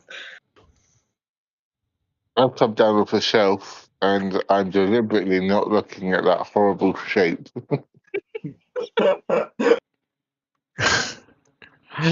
Fair.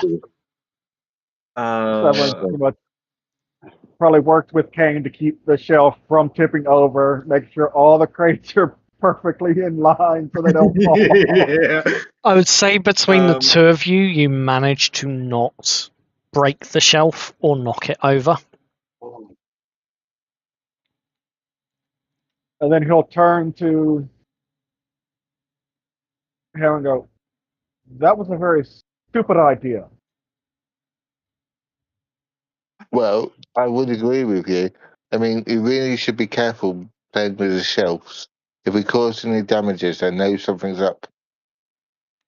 oh, I'm gonna strangle you, birds.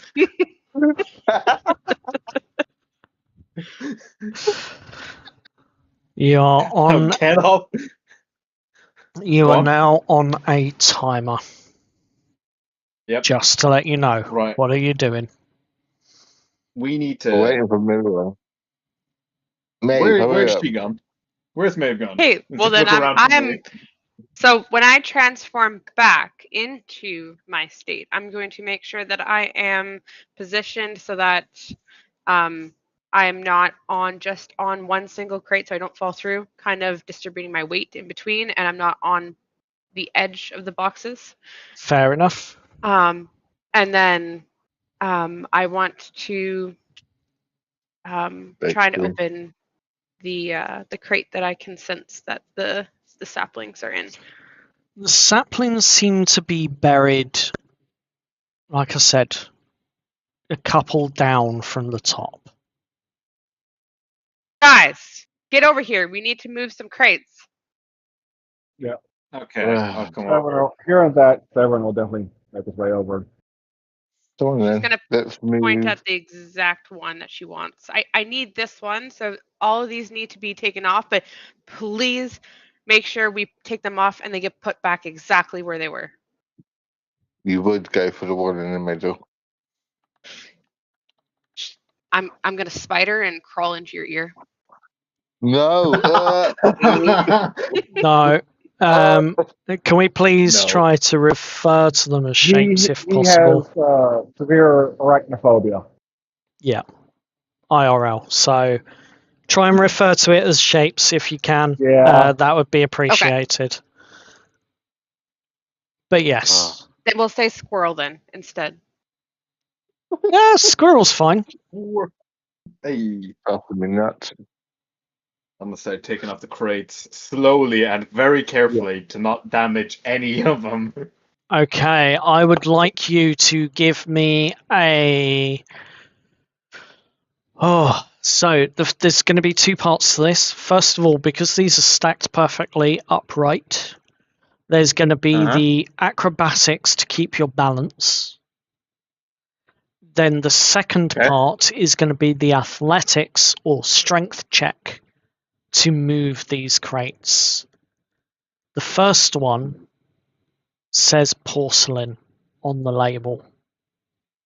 Oh, Oh, God. Are we all, Can have someone all three hold- of us got to do this? Have me, someone Kane, hold me. and If Severin got to roll these? if any of you are offering to assist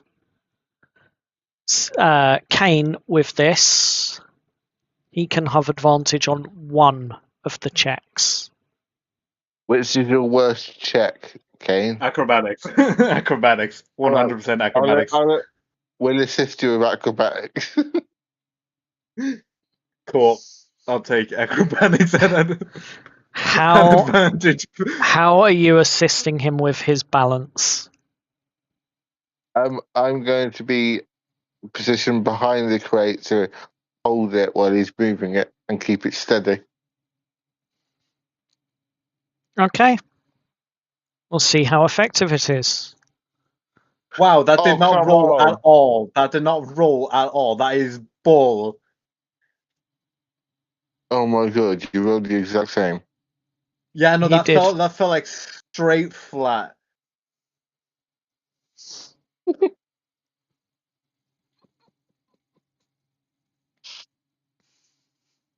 Can I, You're Tense. you're a little unsteady on your feet. now, wait. Can I use silvery barbs that give him another reroll? Oh, Yes, but he only gets to re-roll the advantage die. He does not get to Okay. re-roll both. Roll one of your tens. cool. One of my 10s gets a reroll. Natural fucking 20. Better! Yeah. You position Yeah. yourself with your back against the crates, Aurelian, and as you do so, you fold out your wings and you use them as extra leverage, spreading and distributing your weight evenly amongst the other crates, as you Average. then allow Kane and his watery body to climb and clamber up, wetting your feathers somewhat and your suit. but he balances on your shoulders, and you are perfectly still that he has just the right amount of footing to I keep would his like to think balance that perfectly. for the silver bars, it's Severin officially had moved and put his hands up, and he's like, wait, whoa, whoa, whoa, left hand, you better grab. There you go. Come on, dear. Now roll your strength check as you lift this porcelain, this box or crate of porcelain plates. You Can't said I can look. use you said I can use my athletics as well. Your athletics or straight strength check. I will take athletics since I have proficiency. There you go. Oh, I quit. Fortunately, your balance is good enough to offset the fact that this is heavy. The weights that you're feeling, there must be like 50, 60 porcelain plates in here, or whatever, Oh my gosh. whatever else has been stacked within it. It is heavy, and you struggle. Severin or Maeve, this is your one and only opportunity to intervene to help improve his role. The only Can I- reason why this is allowed is because he has got perfect balance.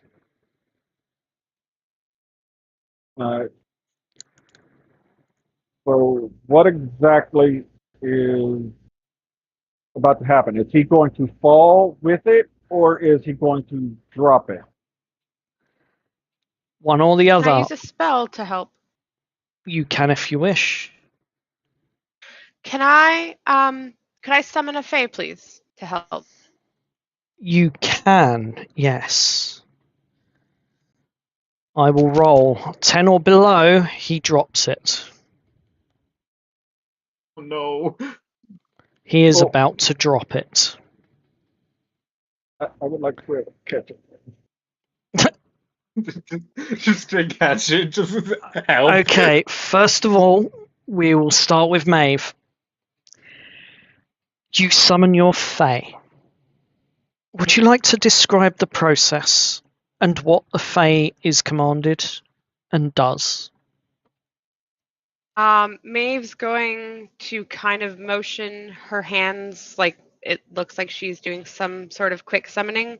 A green ball is going to be summoned from her hand and go in front of or beside Kane. And as it starts to grow, you're going to see a wooden Fey come out, almost like a tree-like figure.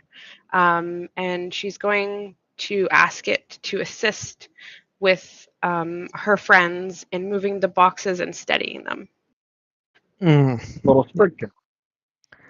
This supernatural Fey creature that has been summoned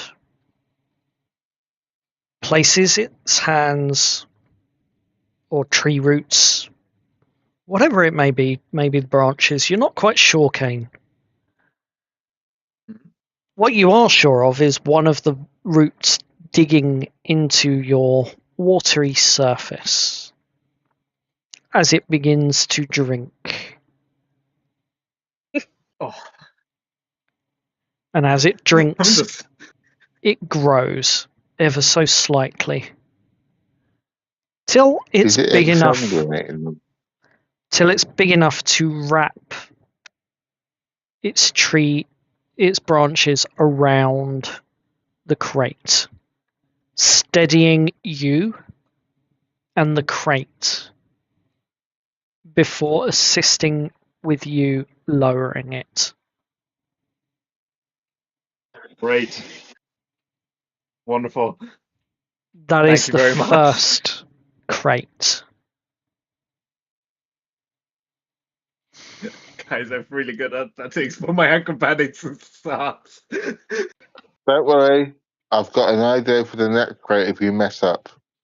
Let's hear it. Let's hear your next crate idea. How are you getting the second crate down before you get to the third, Oh, which no. is the one being I'm indicated? not going to help him get the crate down. I have a way to help in case it accidentally gets a really bad roll and drops it near enough. I got an idea for him.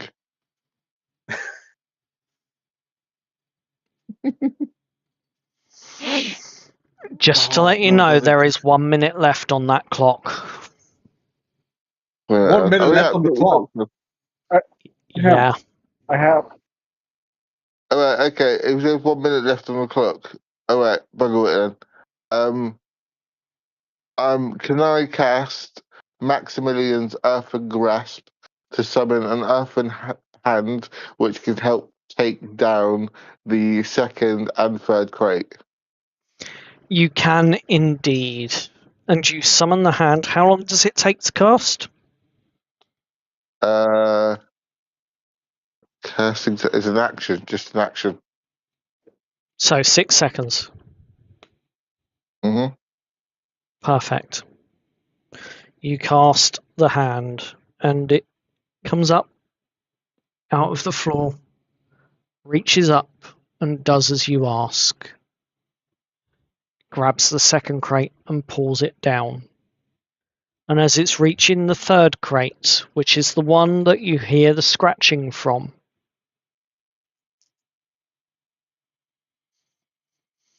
Mm-hmm.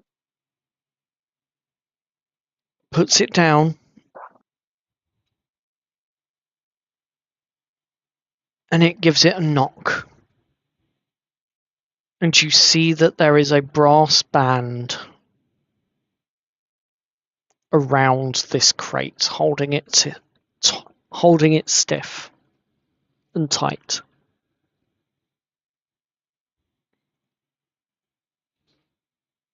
What are you doing? Is this the crate we're looking for? Get the Yes, saplings. that's the crate that we need to open. Okay. How do we get in the crate? Did you say there's a brass band around the crate that needs to be broken? Yes. Okay, Maximilian's Earthen Grasp. Can I use that to break the bronze band around it?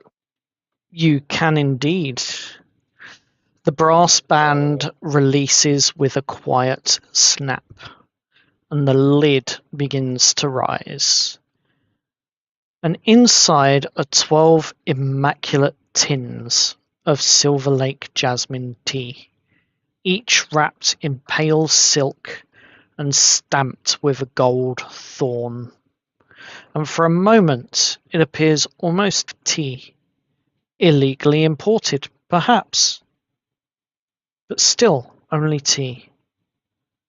But then, Maeve, you notice that the tins are warm, not from heat, but from something beneath them.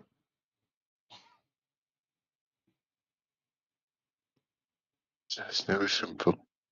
Can I take out the tins and try and get to what I believe is the saplings underneath? You can, and as you lift the tins out, there is a false wooden tray nailed in place. If you wish to remove it, I need either a strength check to see if you can overcome the nails, or if any of you have tools, I've got a crowbar. that'll do it. Please do. Yep. Maeve is a wimpy, gimpy kid with no Seeing strength. that hidden false bottom was pointed out, Severn will probably officially reach into his bag, pull out a small little thin pry bar. All right. And then just slowly start to jimmy it open. As you start to jimmy it open with the aid of the crowbar, roll me a strength check with advantage. Come on, you got this. Yep. It's not a high Well, DC, which is the good news. 19. Easily, you pry it open and without even damaging the wood of the tray itself. And as you lift it, you notice that there is some marking on it, on that wooden tray, that simply says porcelain underneath. But you lift it up, and beneath the tea and that false wooden tray lies soil. Dark, damp soil that does not belong anywhere near Veridia. Pale roots twist through it, wrapped carefully around 6 living jasmine cuttings. 2 larger root balls have been bound in wet silver cloth, and their stems are curled tightly beneath golden wire.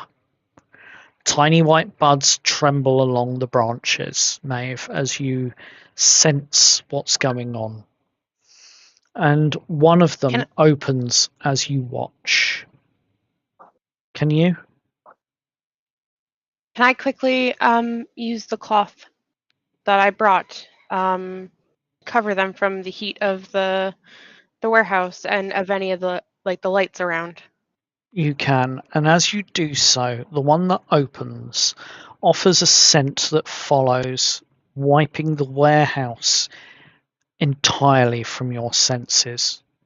No coal smoke, no tar, no rust. Only the sweet smell of summer rain, clean earth, and jasmine beneath moonlight. And the roots are pressed against the walls of the crate. They're not trying to escape, but they are recoiling from the golden wire.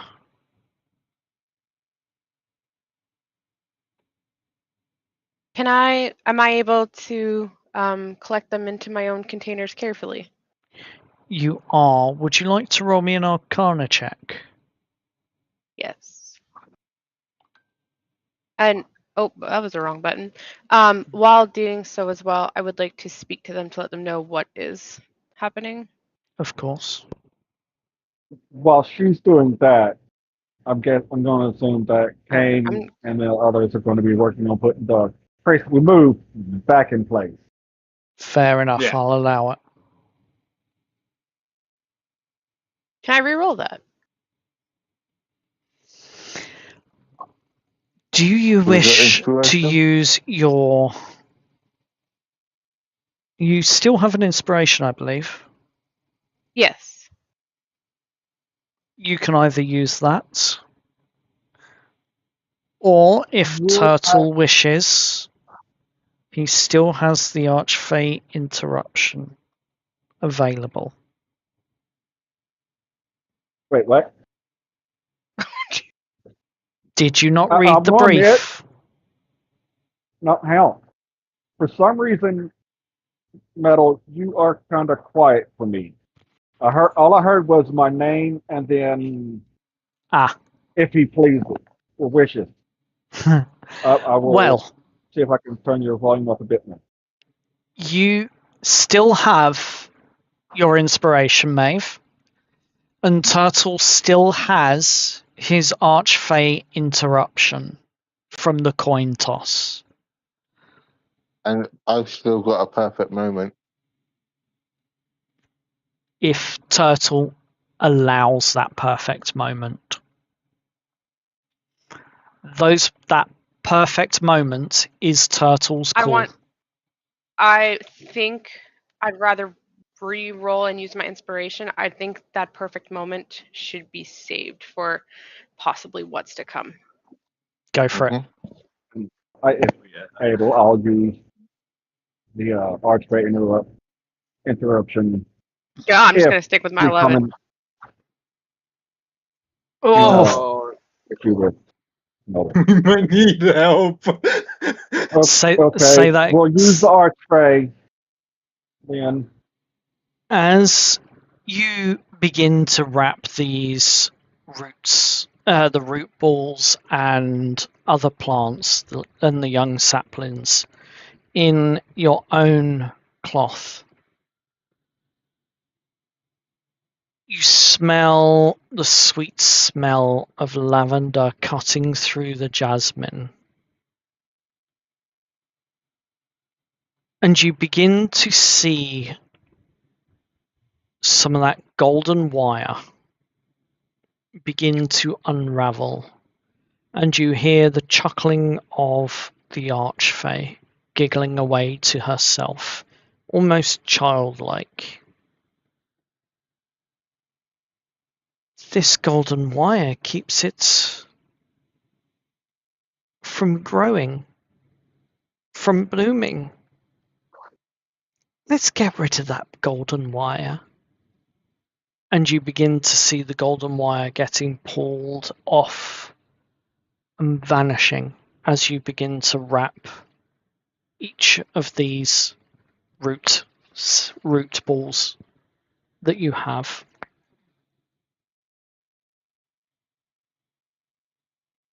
And you realize that as these root balls were essentially bound by this gold wire, that it was almost burning the plant itself. That's what those screams and scratchings were about.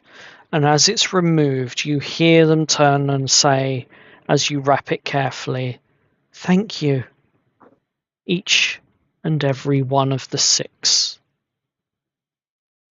These were being suppressed and slowly harmed by that golden wire." And you realize that the noble was not merely importing tea. He was stealing the means to grow it. Can I quickly speak to them? You can. As she's finishing wrapping them up, and after they say thank you, she's going to soften her voice and say, "It's going to be a quick hustle out of here, but I will get you to a place where you will be free to grow and do as you please. But I just need you to hold on and to stay with me while I fade out. It's going to be different and it's going to be an odd feeling, but I will get you to a safe place." Okay. Don't forget the book. As you tuck them away. The book? I look in the box. You can look in the box, and as you do, you look and see that there is indeed a waterproof bound leather journal at the bottom beneath the soil. Can I take it out and put it with the plants? You can. Beneath the soil lies this leather-bound journal sealed against the moisture. Are you going to look at it, or are you just going to take it and run? I feel like we're running out of time. Let's get the crates back in place. Yeah. Yep. I will just keep it with the plants for now. I'm not going to look at it quite yet. Okay. And as you put it away with the plants, you look down and you see a reflection that appears on the metal lid of one of the tea tins. A woman's face appearing briefly in the polished metal. And she looks down at the roots with an expression that is not amusement. Huh. So, the difference between stealing a luxury and stealing a future. As she pulls at the last golden thread. And then her reflection fades. And somewhere outside the warehouse you hear a bell ringing and footsteps approaching. Oh. Guys, we need to go now. Yeah, no, crate back up, and we start to wild shape. We need to go. We need to go, dog. I am going to cast my ghost. I need to figure out. Sorry, I don't remember what it's called. I fade into a ghost. I can fly, and whatever I'm holding also fades with me. Okay.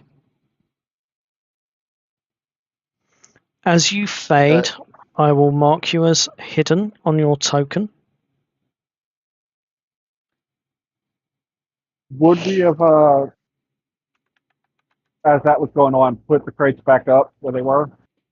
Or did we do both of those two? Whilst that was going on, whilst everything was being unwrapped and put away, yes, you would have put those crates back up where they were.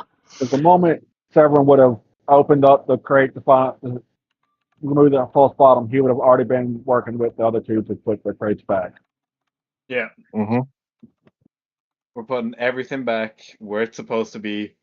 And if there's any residual of anything, pick it up and we're gonna dip. Fair enough. Bear with me So- as I prepare a few Words. All right. people, shall we Kane, say. Severin, we're going to need to get ready for combat because if I know Metal, he's going to bully us. I got all my gear with me, so I'm out of. Oh, do I want to do this right now? I mean, I could. Sweet, talk him out. Just don't let Flaps open his mouth. Now, wait. Oh, Theoretically, You if I'm know not you're a mistaken, the face in the reflection possibly only seen May. She just ghosted out. She's gone. So if we talk smartly, we could still walk out of here. Mm-hmm. well, I think we're very screwed if we're going to try and talk smartly. Yeah, no. Which Let's is what go. I Maybe said you for you should not keep to your speak. beak shut. Keep The your beak archfae's reflection fades from the polished tea tin, and for one breath the warehouse is silent. Maeve, now with her objective in hand, fades into the shadows, as it were. I'm gonna cast Expeditious Retreat on myself. I'm gone, guys. Goodbye. Somewhere Yeah, no. beyond the warehouse doors, you hear the carriage stopping. Not the rough clatter of a dock cart. This is heavier, smoother, expensive wheels settling upon wet stone, while a driver pulls the reins tight. The If horses do not whinny. They've been I'm trained gonna too double- well for that. Go on. I would like to double check we've left no residual crate that we've opened and served. Only the one that's opened. You haven't said you've put it away. No. As soon as she got her stuff and dipped out, immediately put it away. This- Immediately. Because I know Kane said he was doing that. In which case, this third crate, you're putting it up and away at the same time this is occurring. Okay. So I Great. want you Yeah. to give me a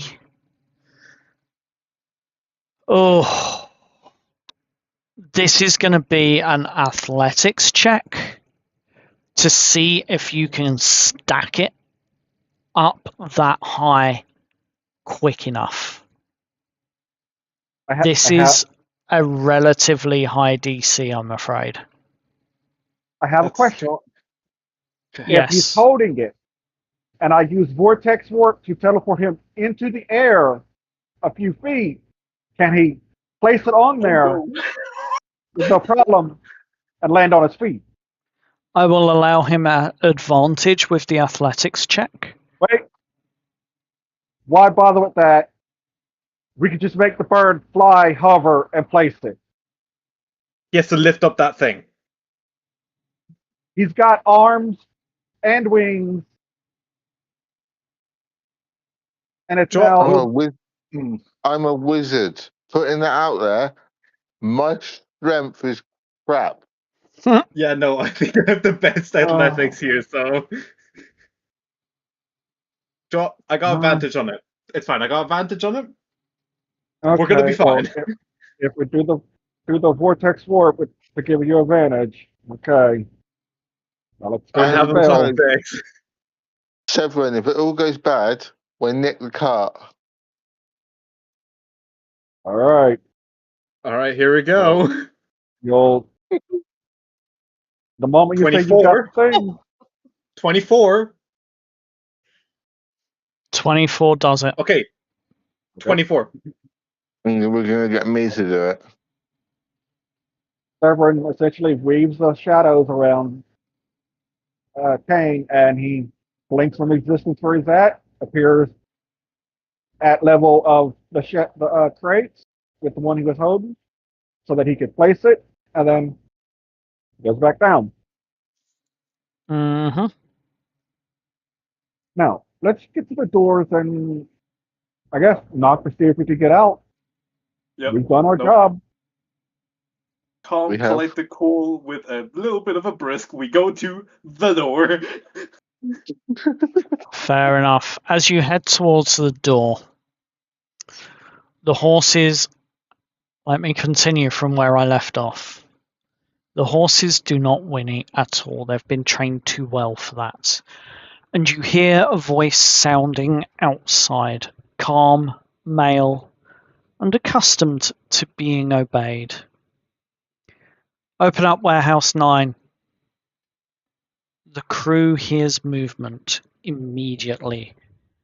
Boots cross the landing lane and a Saltknife worker begins to object, but his protest dies beneath the quiet rustle of paper and the unmistakable clink of coin.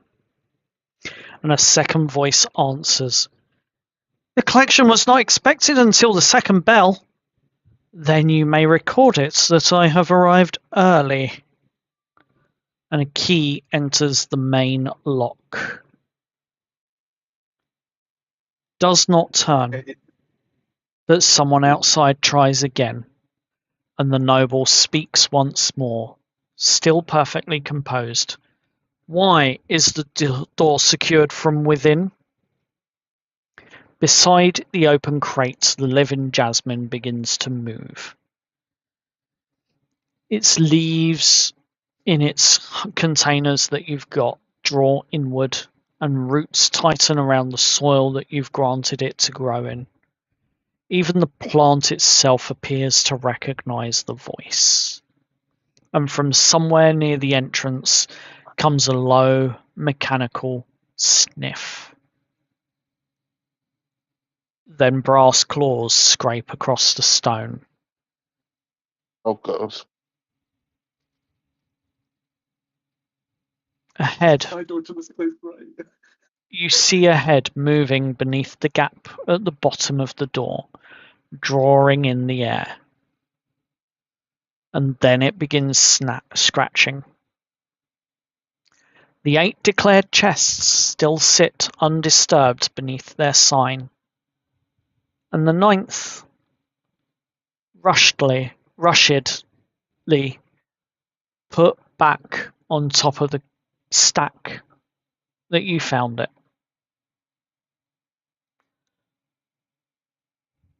Soil marks on the floor where you've pulled it out, and the cultivation journal in Maeve's hands, and the entire warehouse smelling of jasmine.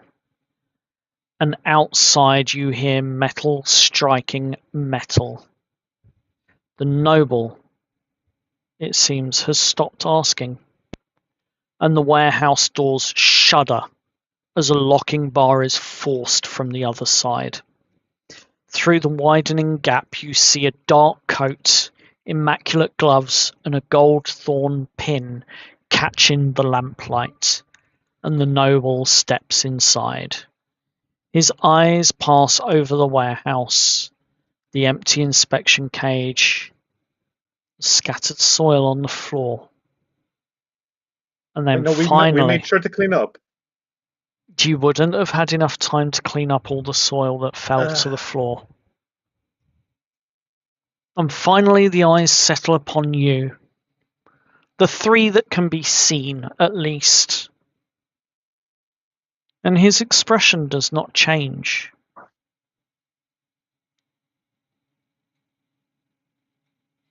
He removes a glove, finger by finger.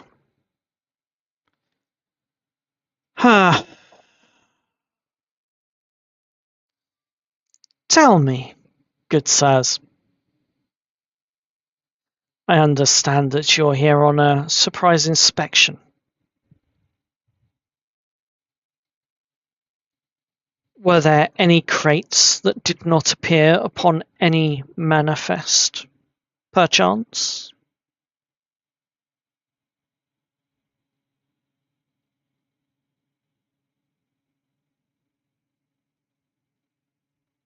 Hey, I was told to shut up, so I'm not saying anything. Fair enough. Fair enough. Audibly cackled to that, by the way. Glad I was on mute. No. All seems to be in order. Very good. No problems, and all seems to be clear. Well, let the others know that they're free to go back to work. No possible infections of black mold or anything. Maeve, I want you to roll me an Arcana check. No, I don't. I want you to roll me a D100.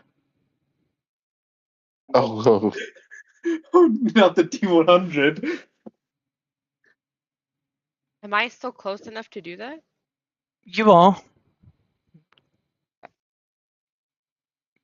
But I still want you to roll me the D100. It's Fey guide us. 31. 31. Oh, the joy of the 31 that you rolled.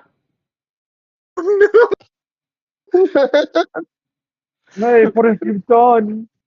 I thought I was leaving to go back to the tavern. You are. But But this is as- going to affect us, I think. As you are being spoken to,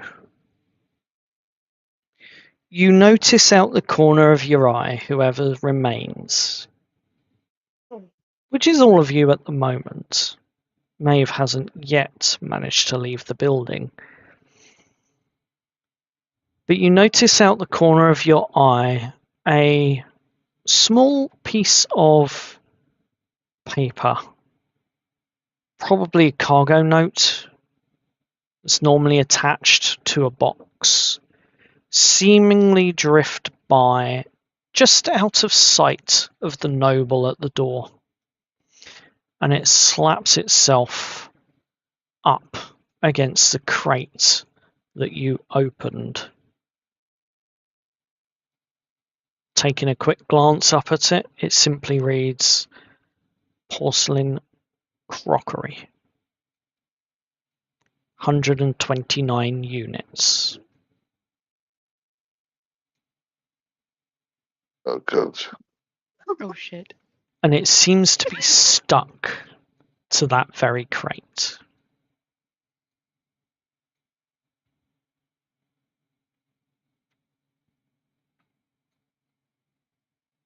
But we're back to you.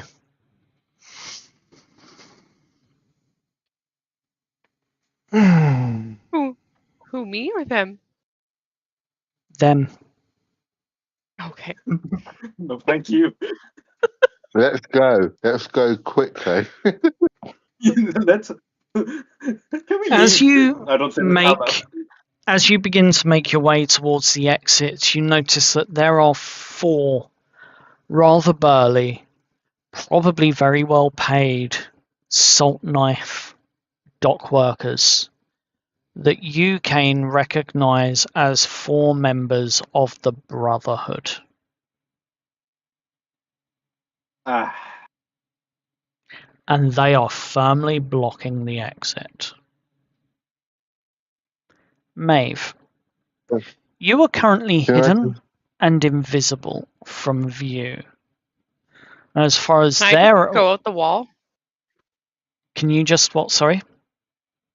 Can I just go out the wall and start to head back? I can go through objects.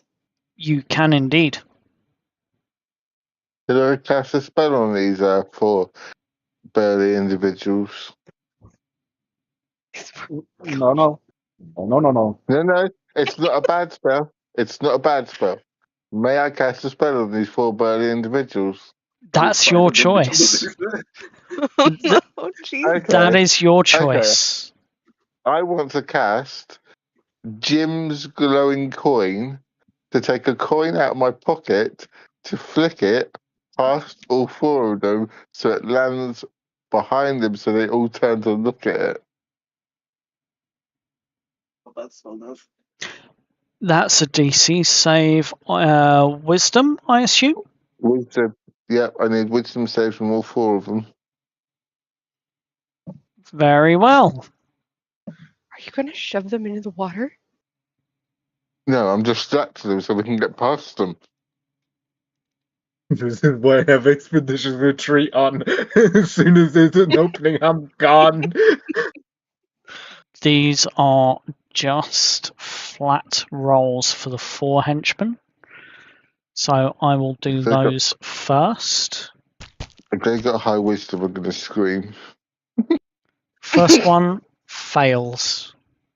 Fails. Thank God. Come on. Second one Please. fails. Fails. Oh, thank Third God. one also fails. Yeah, The 4th one. One more, please. Holy crap!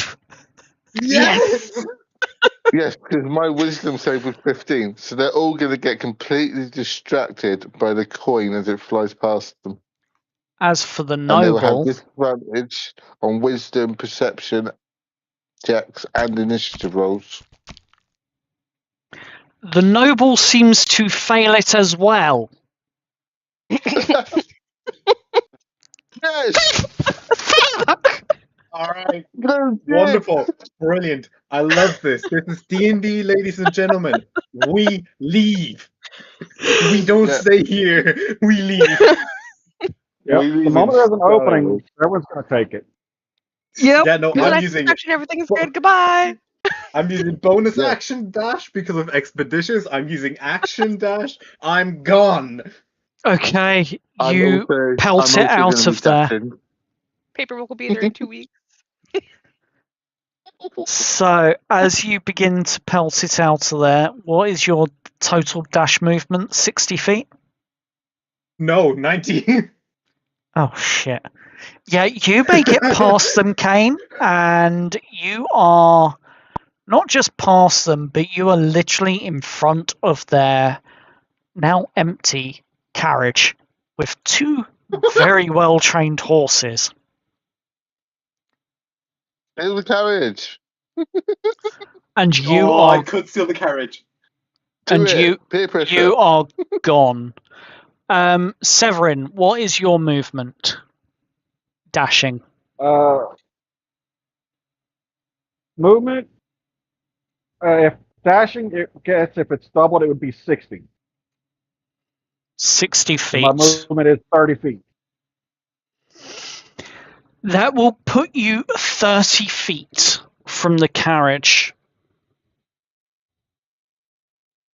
And about 10 feet from them. What is the current, what's my immediate surrounding? Let me switch you back to the previous map. One moment. I need to find Birth 9. There we go. Oh shit! No, I'm not gonna have to do that. You can still see, right, Turtle? Not at the moment. I am checking my stuff to see if I have something I can do. Because I have a slight idea. It's just it could be a bit of I'm gone. I'm out of here. So we are going to put you in the correct positions. So you would be there. Aurelian would be there. If you've moved your full movement, you would be roughly like that. There's 30 feet between you and the carriage. Kane is at the carriage. And the henchman, of which I am going to remove all of these common folk, except for 1, 2, and 3, will be about 30 feet behind you here. okay. So I'll use the common folk as the henchman because I don't think you want to start a fight yet. no, Severn is trying to get out of that, so you don't have to. Yep. I'm guessing the only person near me would be Aurelian. Yep, Aurelian Oh. is beside you. As you've both distracted them successfully and managed to dash past them. I'm guessing he's going to be going after me. Because what I'm about to do could.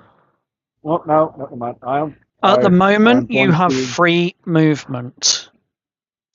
All right. Well, I am going to essentially. Let's see, one and one. I will use 2 sorcery points Uh-huh. to make it a subtle and careful spell. Okay. So I don't need to worry about verbal, semantic, or materials, and it will be harmless if they succeed. Yep. Because I am going to be using Thunderous Step to teleport 90 feet away. That would get you to the carriage.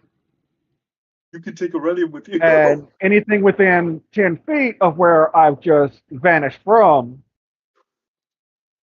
Yep. would have to make a Constitution saving throw or take 3d10 thundering damage. And you can take Or- Aurelian with you with that spell, I on believe. save. But now all he has to do is just make a save, and if he saves it, he takes no damage. So, Because I made it a careful spell. yes.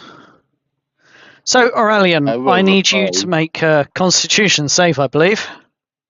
Wait, does I the rolled a person 5. who gets does the person who gets teleported with also have to make the Constitution save? Or I thought it was just they get teleported with you and they don't No, have no, to do a save at all.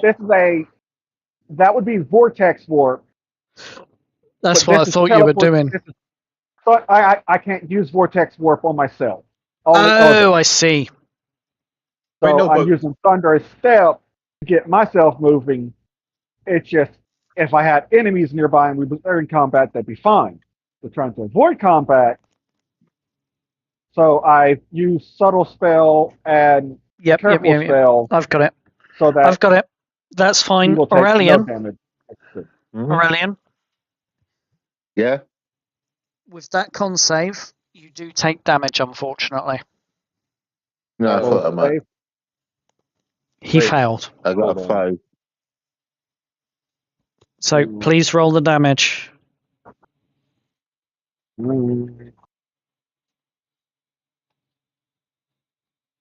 So it was below a 14, I'm guessing. Yes. He rolled a 5. Thunderstep. So 17 thunder damage.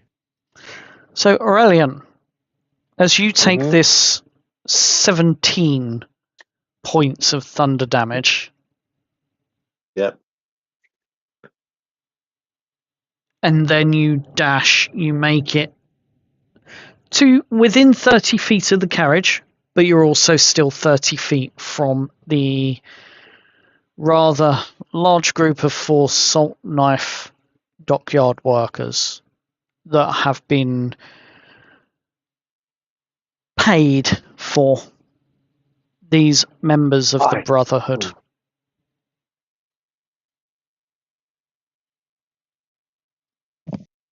This is your last chance, everyone, of any free movement before I call initiative.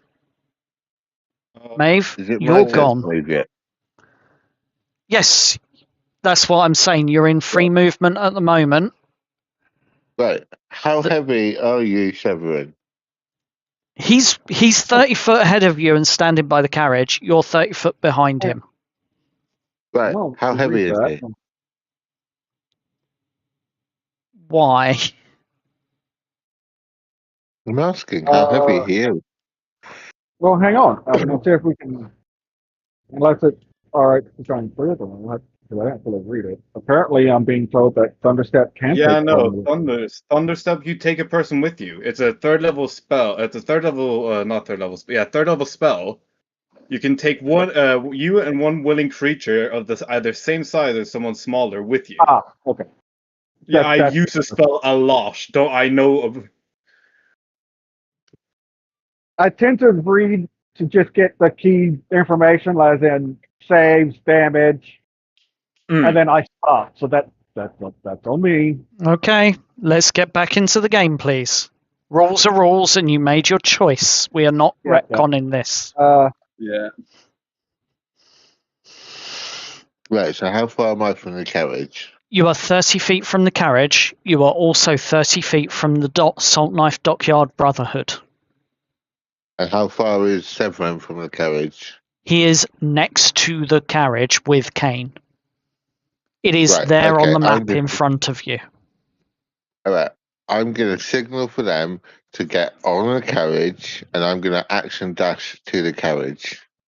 Right, and this is your last chance at free movement. Okay? Yes. Mm-hmm. You make it into the carriage. Absolutely fine, with the others hot on your tail. Kane, Severin, I assume you're getting in. Yep. Yep, we're getting in the we're taking this thing out.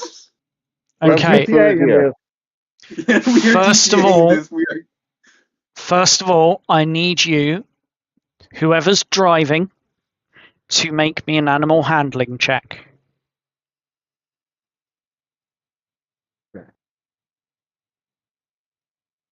Who's driving? Kane, at this point. Do you want to try? Oh, fine. I'll drive. I +1. Let's go. Oh, God, no. Animal I handling. didn't want to drive. That's why I was quiet. 15.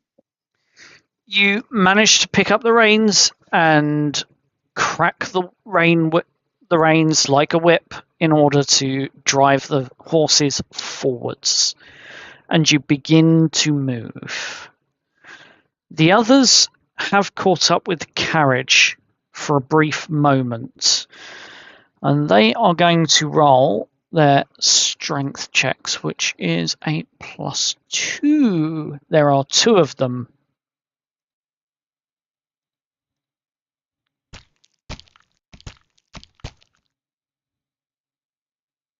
Oh. First one fails.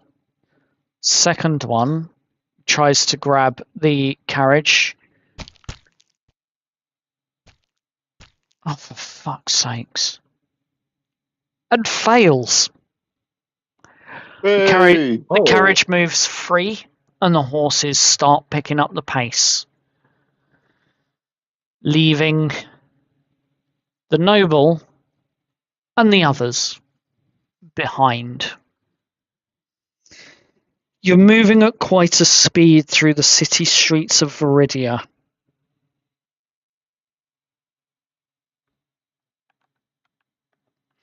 and the wheels seem to be,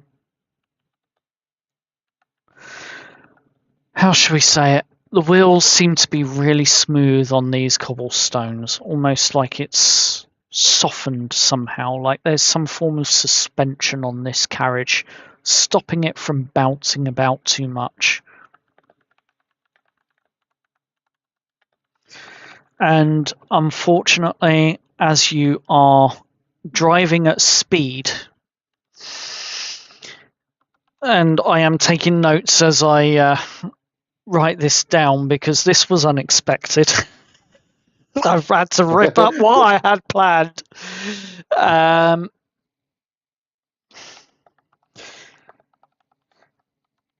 You honestly didn't think that us No, three I did not seeing an think that empty you would carriage- get. I did not think you would get past those Saltknife Dockyard Brotherhood If workers. Everett is So- able to avoid a battle, he will. Yep. So, That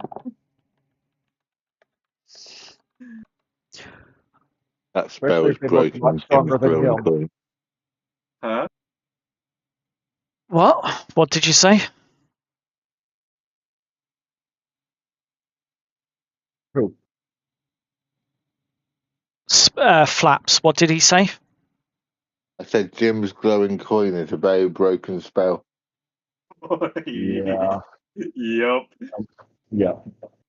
If it was Brilliant. just the noble that came in with maybe 2 of those brutes, Sarah might have been all right.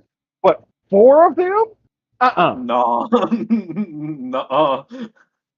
So, anyway, as I was going to say, we are trying to drive this carriage at speed through the city.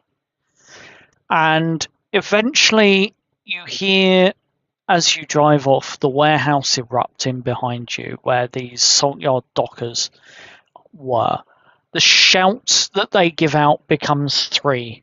Boots begin to hammer against stone, and somewhere that brass scent hound releases a piercing mechanical howl as the 9th crate is found, dragged, and carried into what appears to be the middle of the street and emptied. Everything gone. There's no time for elegance. Kane, you reach the driver's bench. Another of you tears open the carriage door and you pile inside. The reins snap, the horses lunge forward, and for half a second the carriage feels like it does not move, and then it surges forward. The violence at the rear wheels striking the loading step and throws a small amount of spark across the dock. Behind you, the noble steps out of Warehouse 9. His coat still immaculate, his expression, however, is no longer calm. He simply calls out, "Stop that carriage!" And the order carries across the entire berth. Saltknife workers scatter from the road, loading carts overturn, and crates split open beneath the wheels as the carriage tears through the dock lanes and gathers yet more speed. Can I do one more thing? Behind you, a couple of the Saltknife Brotherhood begin to mount horses, and you see a second carriage swinging into pursuit. The brass scent hound racing alongside it, with a furnace-lit jaw opening as it catches the stolen cargo scent. Ahead, the dock road narrows between warehouses, and a freight wagon begins turning across the exit. Barrels sway, workers freeze, but your horses are already committed. Kane, as you are holding the reins, you discover this nobleman's carriage has excellent acceleration. and 0 interest in stopping.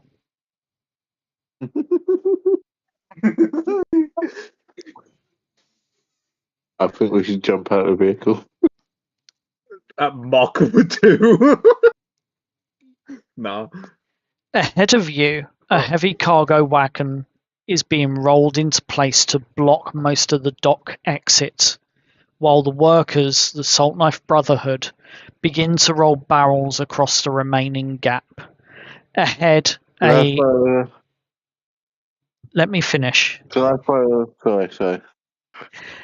Ahead, the freight wagon begins turning across the road.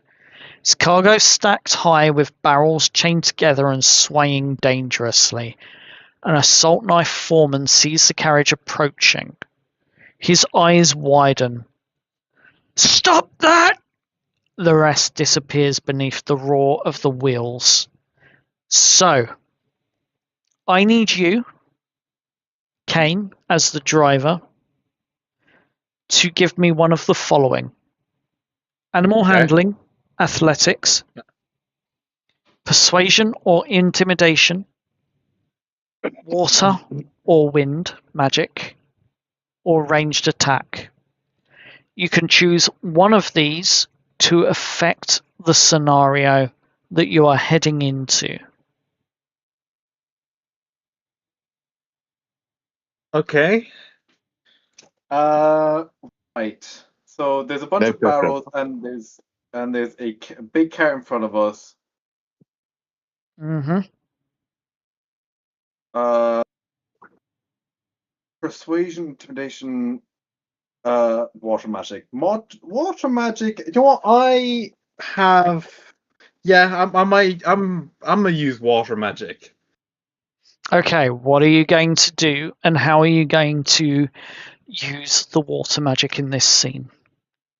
So, I would like to, as the car is going, use my racial spell, which is create and destroy water, Which is up to to make 50 it- gallons. Yep.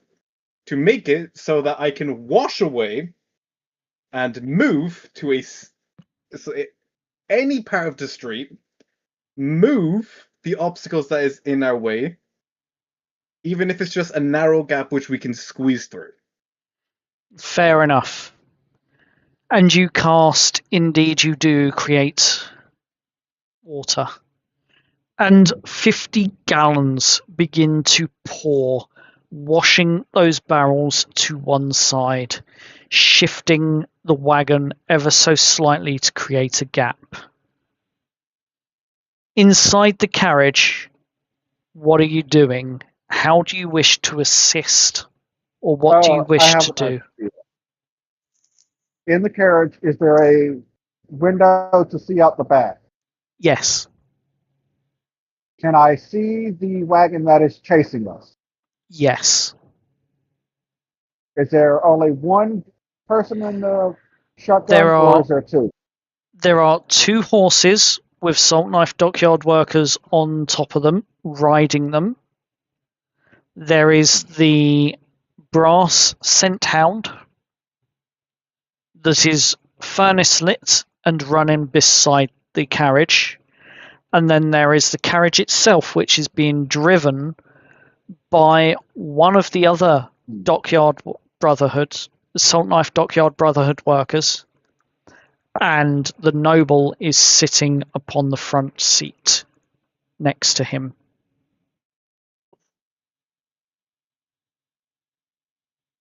Ooh. And you see a What hunting exactly rifle. is the scent hound? The scent hound is a brassworks scent hound, an imitation of a dog that has been trained to or programmed to track down certain scents that it is given. It is a furnace lit being, a construct Okay. that can That's run what I was looking for. that can run for maybe 6 hours on a single lump of coal. Would you say its furnace is explosive? Well, hell, No. if I, because that's what I was trying to figure out, if the exact wording. If I expend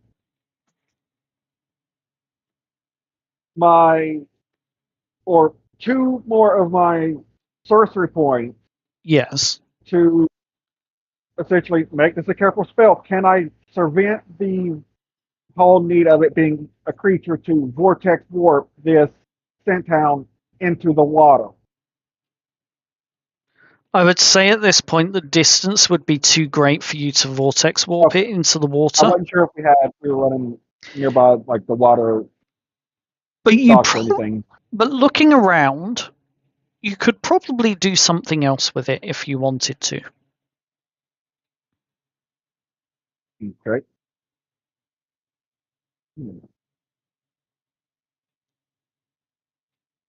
Can I want to essentially do that? Warp it essentially into the air to land onto the wagon. Fair enough. I will It's a allow simpler that. solution. This is going to take a little bit of math. It will need to make a Constitution save. A I'm pretty sure Constitution it's not going to be save. a willing creature. It is definitely not a willing creature.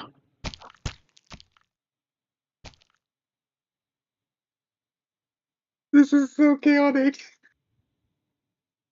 Does an 11 save? No, it does not.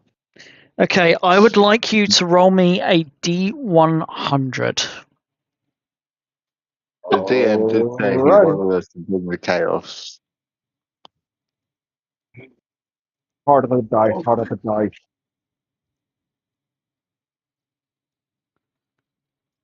$97. Oh, Whoa! Ouch.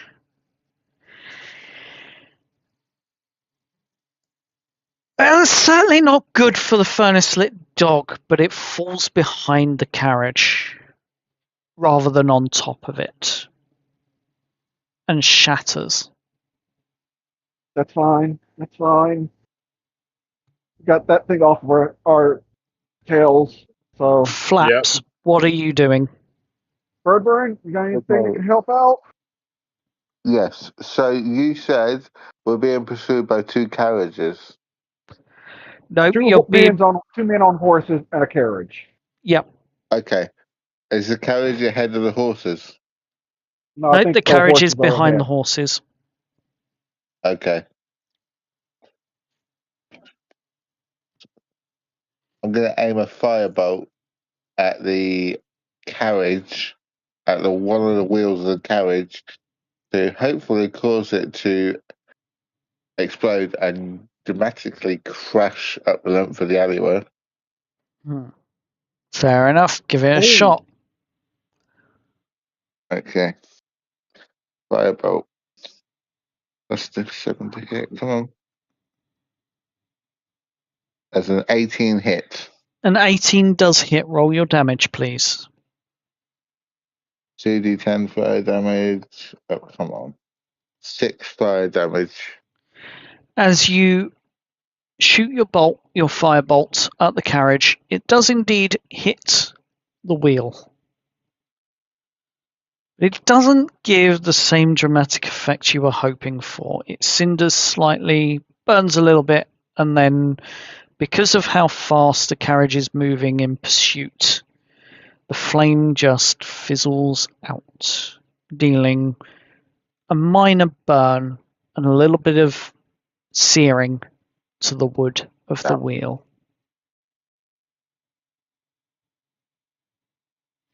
Kane, Yep. you successfully navigate through the gap that you created by washing away those barrels and other bits that were in the way with your create water. Mhm. But the next thing that you hear is the shot of a rifle that the nobleman has aimed at your carriage. The sudden loud noise coming from maybe 30-foot distance. I need you to roll me an animal handling check as the sound rings out. Okay, cool. This is going to be great. Please. 13? A 13 on the animal handling check just manages to succeed in keeping them on track. The shot misses, hitting the floor and ricocheting. Are there any paths that we can quickly turn down? Or is it just straight away? At the moment, it is just straight. But you have managed to get past the first in the series of challenges. As you come through what appears to be the last of the warehouses here, there is a crane ahead of you, and it is swinging. It is moving above a suspended cargo net across the road. There is a shadow that crosses the carriage, and above you the enormous cargo net swings from side to side, from one side of the dock to the other, packed with several iron-bound crates. The crane operator sees you far too late and pulls the emergency lever. The mechanism locks up and the cargo stops directly above the road, and the ropes begin to tear. What do any of you wish to do in order to assist or circumnavigate this challenge? Could I use my perfect moment to shoot the rope with finger guns? How would that look? Sorry? How would that look? How would that play out? It would be me leaning out the side of the carriage, pointing my finger at the rope and going, phew. You can if you wish. Hopefully, it will break the rope to drop it on the road behind us. If we plan this well, I can either... Okay, if it falls in front of us, I'm going to recast, because I can do that as a paladin spell. Recast Create or Destroy Water to wash it away. I will give you a clue. If Aurelian wishes to use his perfect moment, Aurelian's chronergy could alter the timing so that the load would fall behind you. On those behind us. Okay. Perfect. However, I'm going to need a d20 roll. From who? From you, Flaps. Oh, come on. Do not do me dirty. You got this. Don't do me dirty, dear Veridia. Yay! Ooh. 15? 15. That makes it. You do indeed get the timing just right as you shoot your finger guns and use your alteration of chronergy, your chronergy magic. And that perfect moment, the Fey intervenes, delaying the spell just long enough. And you hear the chuckles and giggles as it goes by. I do so want this tea, and I do so want you to enjoy it. As you see an image of the Archfey's face just appear in the window beside you, and then vanish. The carriage moves forward, And although the rope snaps earlier than expected, it looks as though those iron crates would come crashing down on top of your cart. Something just seems to slow everything else around you down, as if the Archfey has reached into your magic, tapped into its abilities, and used it. Maybe, not even maybe, almost definitely without your consent. But has reached in and pulled out a tiny thread of chronergy from you, and intertwined that with the objects around to delay the fall by a few seconds. And the iron crates come crashing down behind you, blocking the road.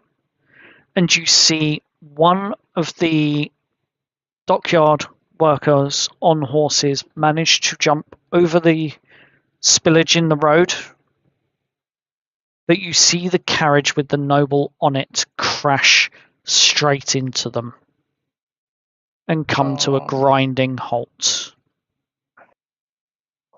Ooh. The other horse and rider is nowhere to be seen. They might have taken a different path.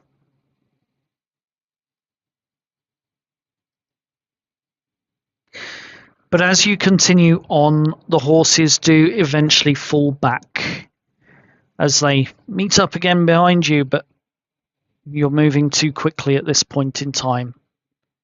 And the carriage leaves the dock area completely and enters the industrial district, just as two steam trams approach the same intersection. The dock road empties into the wide industrial crossing, and warning bells are ringing already as you are making your approach. Brass barriers begin to descend on both sides, and from the left you can see a passenger tram with its whistle screaming, and from the right a heavy freight tram pulling 6 wagons of coal. And the carriage is moving too quickly to stop before the tracks.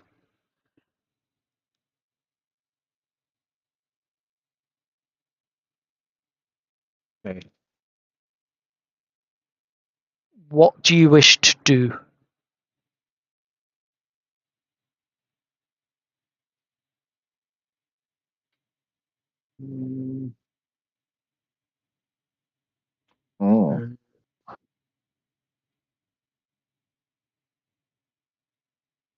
What can we do?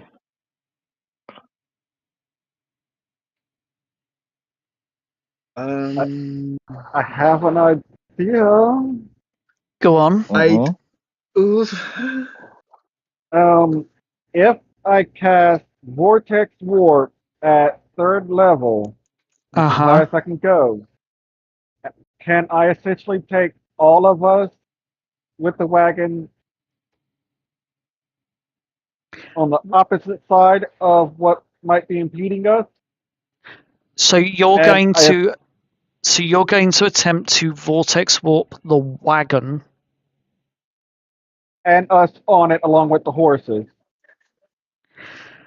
And I will accept any exhaustion level that doesn't kill me.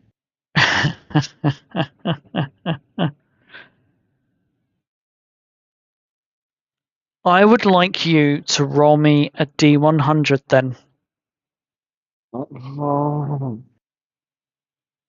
20 or lower. Essentially, Severin is just going to be pushing his limit with what he could do with his magic.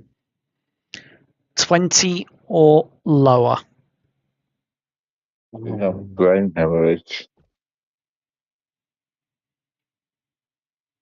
9. Oh, you manage it. You do a indeed. 9 and 2 zeros. I got scared. You do indeed manage it. but you are exhausted. You can Uh-huh. offer no more aid through any more challenges involving this carriage. You have acquired 2 points of exhaustion in doing this as well. So, 2 exhaustion. Yep. That's better than a brain hemorrhage.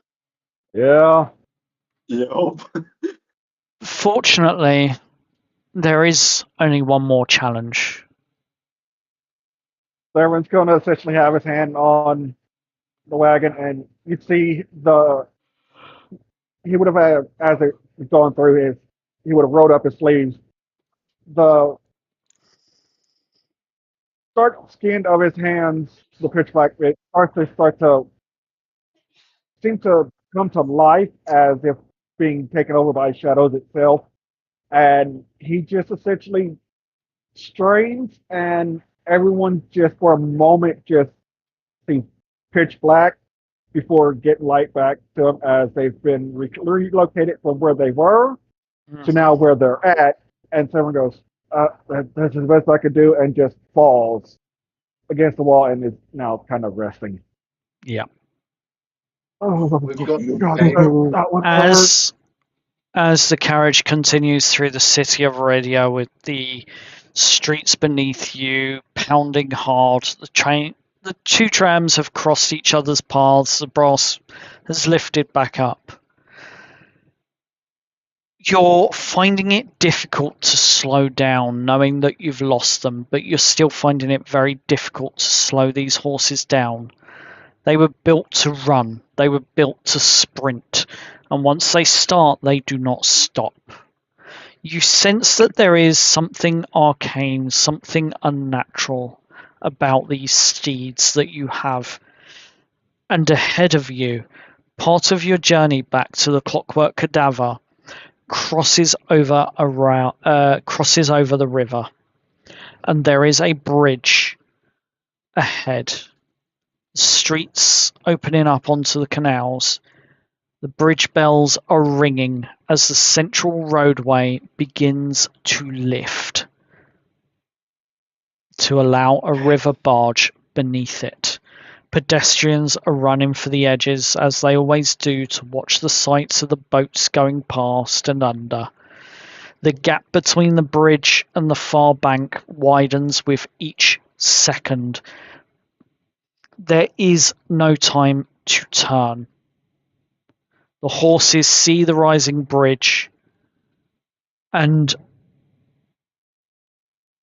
they seem to pick up more speed. The carriage, you can feel it shaking beneath your feet, beneath your seats. You can feel that the wheels are beginning to vibrate, and you can sense that there is this resonance humming from the speed at which they are spinning on these roads, the speed of which these horses, these steeds, are travelling at. You are going to jump this bridge unless someone can produce a better idea. Did he say the horses are arcane? Yep. Could I do an arcane check on the horses quickly? An arcana, sorry. You can do an Arcana check if you wish. Everyone can't do anything to help out now. I'm trying to see how I can mess with the rules a little here. 25. On a 25 with your Arcana check on these horses, you notice that there is a enchantment that has been embedded into the reins. One that gives these horses a supernatural amount of strength and speed for a period of 30 minutes. And it seems to have been activated at the beginning of this entire sequence. Oh. Oh dear.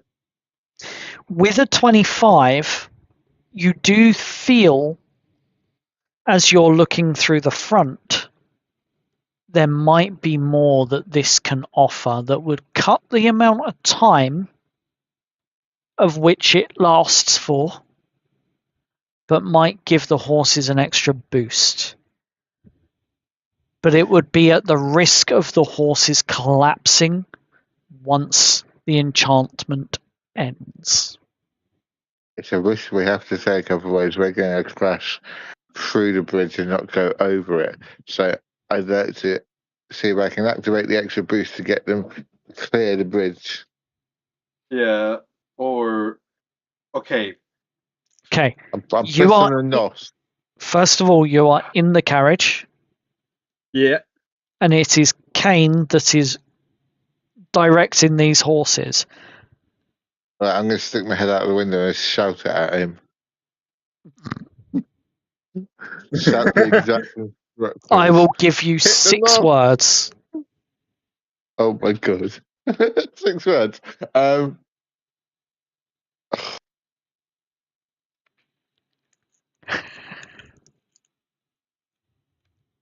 Come on. Come on now. I got it. Kane, reins have more speed options. More speed up. What are you doing, Kane? Kane? Fifth gear. I'm going to hear this, immediately look and try and fuel. Try and do what he said and look for the more options to Okay. boost these horses. You see, roll me an investigation check with disadvantage because you Have a are spell like- trying to find this at speed. I have a spell I could try and use for speed, but it's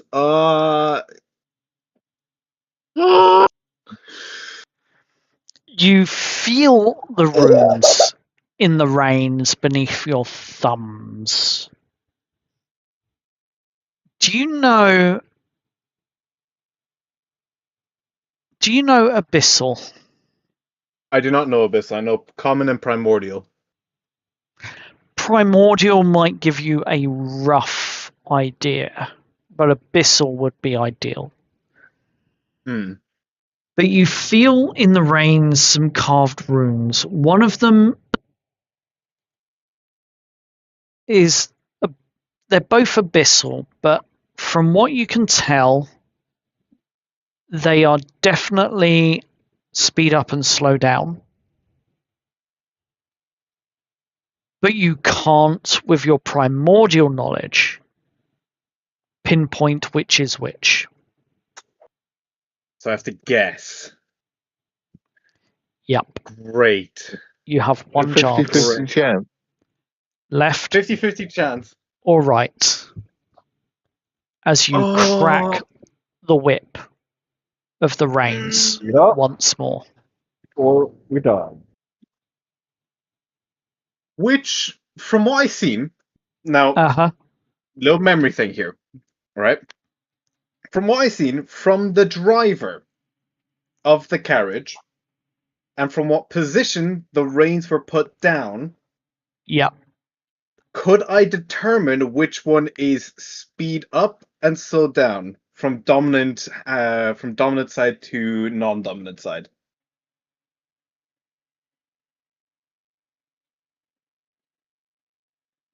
Roll me an intelligence check. Oh, -1, guys. We got this. Oh, my- 18. 18.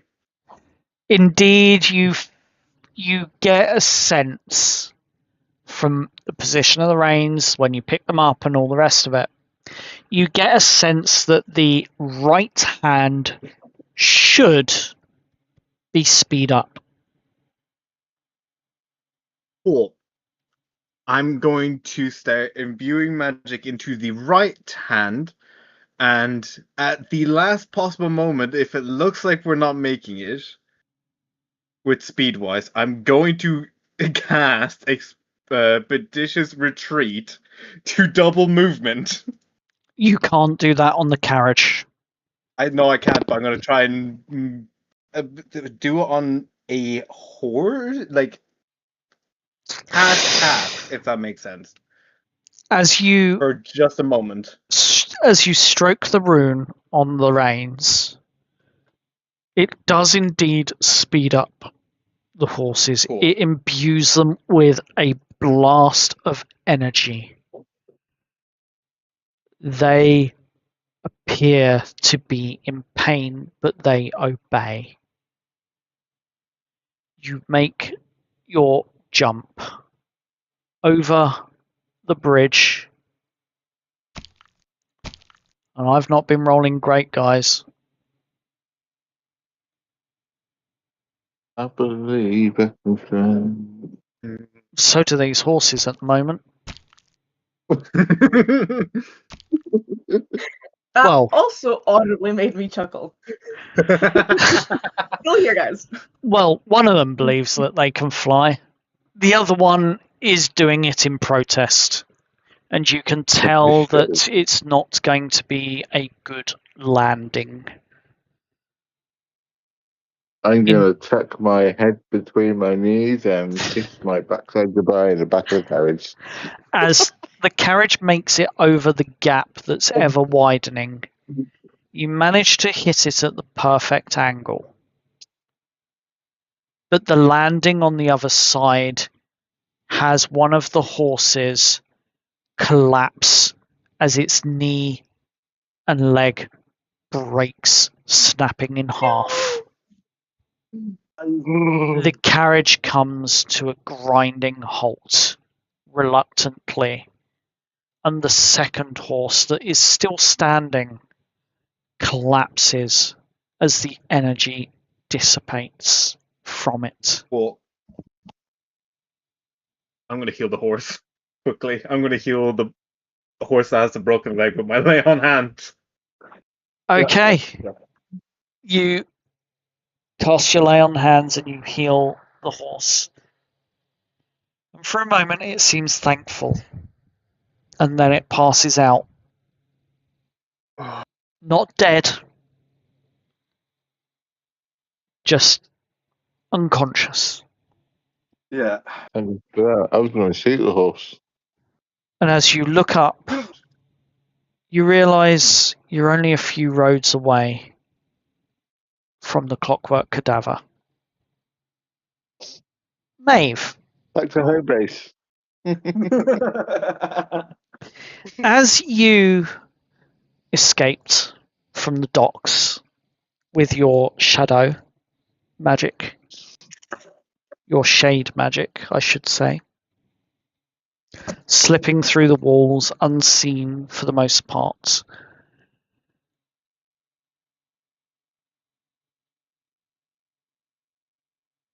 you see the commotion behind you of this scene of them stealing the carriage and making the getaway for it. And you watch the chaos as Saltknife Brotherhood workers begin to take chase, blocking roads, moving equipment, you name it. And you slip out.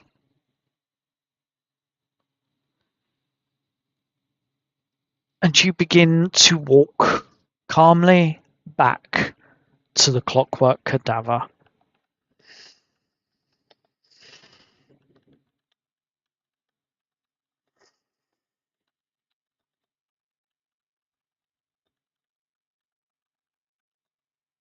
Sorry, I'm just taking some notes. But as you slip away from the dockyards, you look back, not towards the road you escaped along, but you look back towards what now appears to be most likely Fey trickery of some kind. A giant blooming jasmine flower atop the roof of the warehouse that you just performed this heist upon.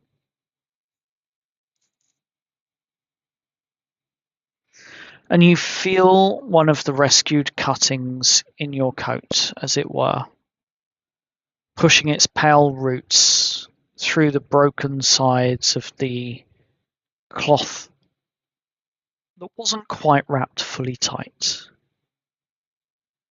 And it curls briefly as the root finds its way to your arm, and it curls around your arm as if seeking comfort.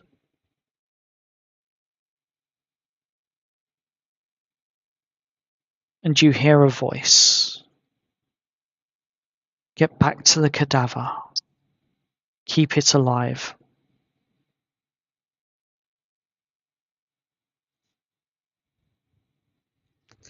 As you approach the alley that leads you out, now unguarded because of the commotion over at the main gate, the darkness around you deepens ever so slightly, and soot-stained bricks soften beneath what appears to be creeping moss that each of your footprints leaves behind, and tiny flowers trailing behind you, unfolding between cobblestones, blooming in places where sunlight may not have reached for decades.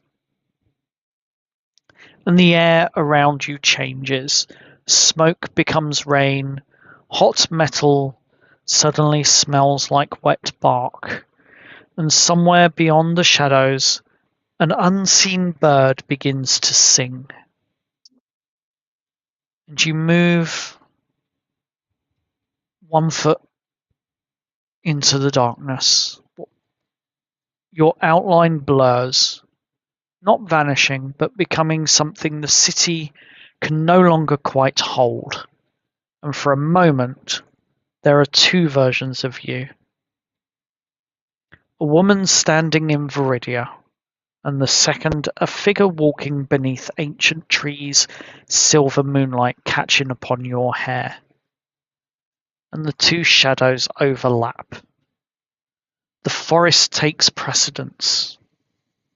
Leaves pass across your body like ripples over water, and your boots make no sound upon the stone, and with each step you appear further and further away than the distance should allow.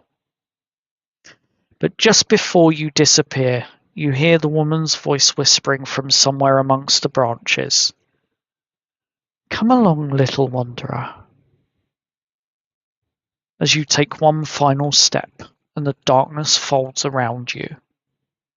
The moss withdraws and the flowers close, and the wall becomes nothing more than brick once again.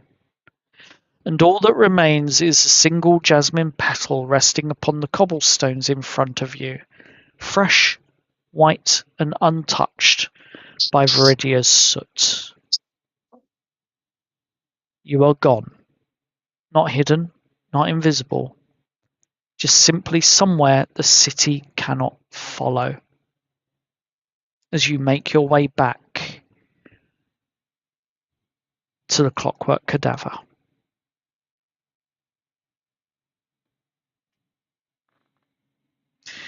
As you all arrive at the Clockwork Cadaver,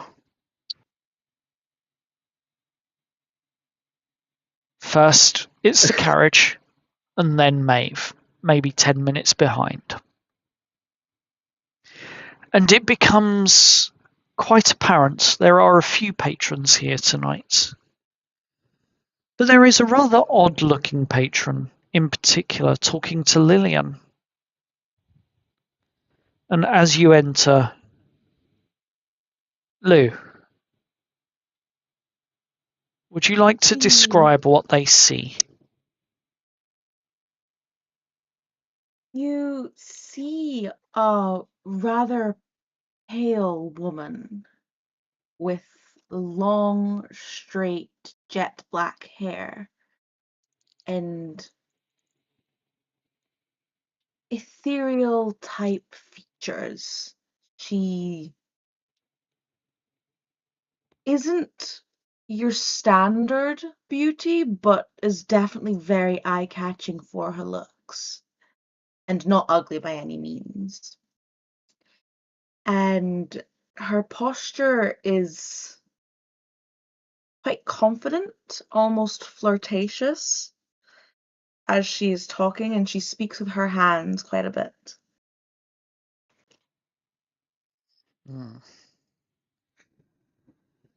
So, Lillian approaches you at the bar. What can I get you? I think I'm going to go for an ale. Longhorn, Greenthorn, or Golden Thumb? Greenthorn, I think. And she walks over to one of the pumps, pulls down a glass, and starts pumping the ale into the glass. And it is a nice light coloured ale with what appears to be green flecks imbued in it that reflect with an iridescent shine.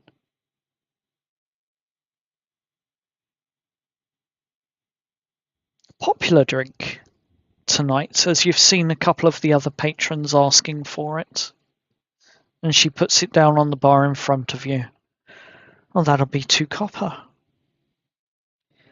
No problem. And she takes them out of a pocket and just slides them over. She doesn't look into her bag, and she knows what the coins are. You seem like a very confident woman. To be Is here there an alone? issue with being confident? No. In fact, I'd say you are up to something. Or after something. Let me Who, me? guess. Yes, you. A woman with your current attire and your charm and those drop dead gorgeous eyes would make a killing in tips here at the bar if you'd like a job. We are a little short-staffed after all. You flatter me. Hmm. But unfortunately, I am not looking for any jobs as of now. Then pray tell, dear, what are you looking for? There's only 3 reasons people come here. Information, work, or debts. You don't seem to be the sort that is after a debt to be collected. And you're not here for work. So what information are you after? As you know, in Veridia, everything has a price.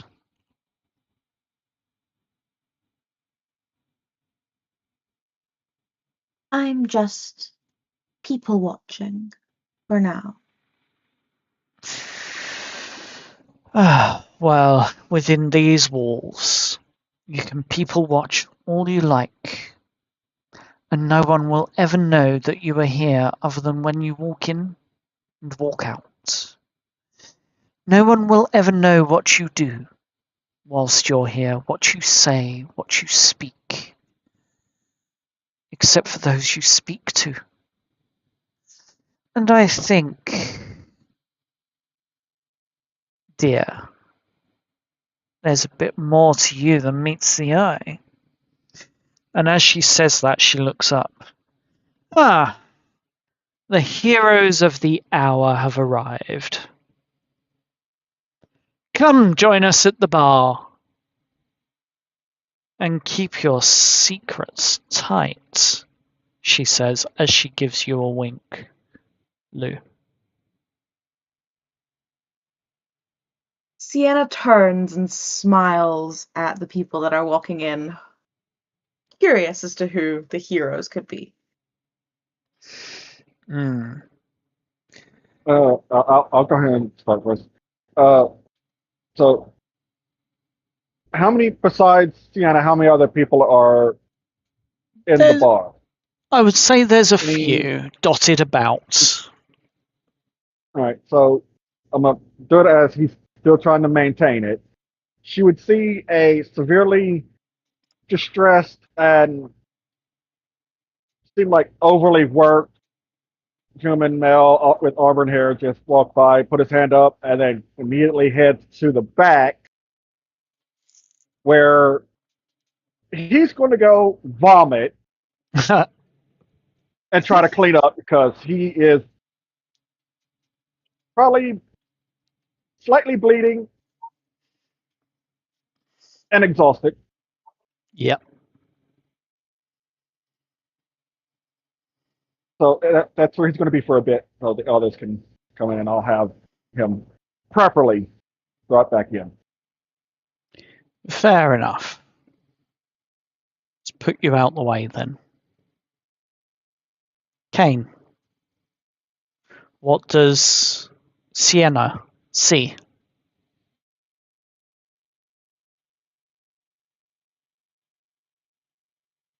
Hello? Kane? Sorry, I muted myself with my own because someone walked into my room. My bad, dog. I was talking into my own dead What? microphone. What Great. does Sienna see? Sienna sees a tall humanoid figure that is very blue. A lot of water. His hair is mostly water. He has a white scarf around him, a trident on his back, and a long sword to his side.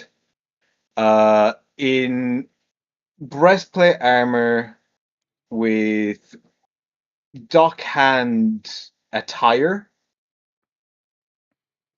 with a holy symbol hanging from his neck and a bottle on his hip. And flaps. You see Aurelian walking into the bar. He's a very well dressed Owlin in a three-piece suit with a slightly ruffled tie, and he's got his walking cane, which he puts on the side of the bar. He sits on his favourite spot, and he waves Lillian over for a brandy. And Of he just which sits there reading the newspaper upside down as he usually does, and waiting for his drink. Lillian serves without any issues, fairly promptly. Seems to be a Thank you, my quieter dear. night tonight. Mm. And then a few minutes later arrives Now, Maeve. after a bit, Severin is going to walk out. For the first time, he is not going to be properly dressed. You'll see that his usual button-down vest has been opened up and loosened to essentially give himself a breather. His sleeves that were normally held but pulled down or have been loosened and rolled up a lot more, but not neatly. And his hair is a mess. So his long black hair is now a mess and just hanging. He has pale blue skin, uh, golden amber-ish eyes, and along the backside of his head are a pair of horns that have sprouted and curled up alongside to form points in the front. The only, at the moment now, visible thing that has definitely been an issue is both of his arms from the fingertips up to his elbows are seemingly jet black and have a slight little wispy pulse to them, along with a uh, thin, like creeping vines of shadows that go across his chest up to his throat, are essentially doing the same thing as if it's like shadowy vines creeping along. And he too walks up to the bar, bit heavy breath, and one of those two, please. Oh, Uh, hello, and better make that too, please, Liana. Lillian makes you 2 drinks, puts them in And front of he you. downs one in a single go, sets it down, and then takes a sip of the other one. I am probably going to be tapped out on a good bit. Dude, you need to rest. Of my usefulness. I'm sorry for the foreseeable future. I'll pat him on the back. You did amazing. That was great. I just vomited up a huge bit of bile and blood. But thank you. Would you like some healing, my No, love?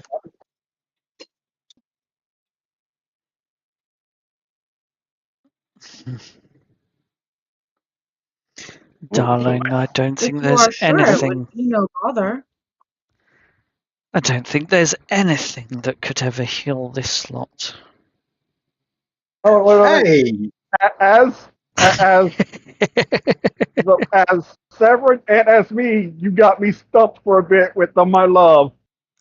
So both me and him instantly was like, wait, what?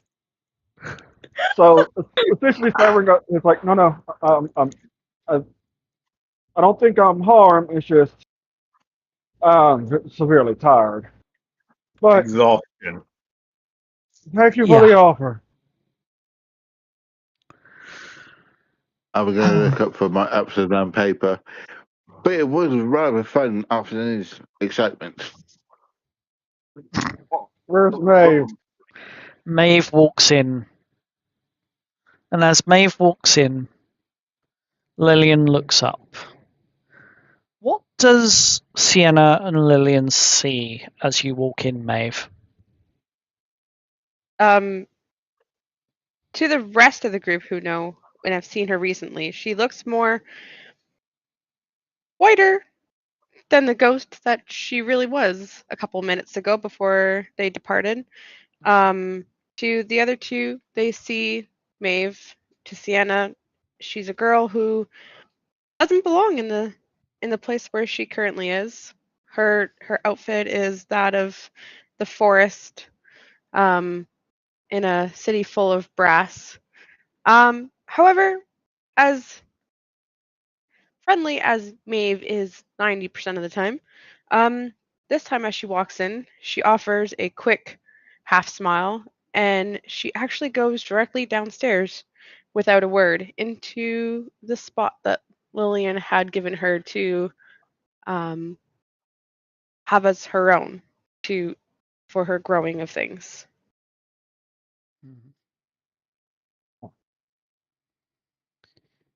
Lillian was about to speak up as you walked towards the cellar. Oh, you already know. Good.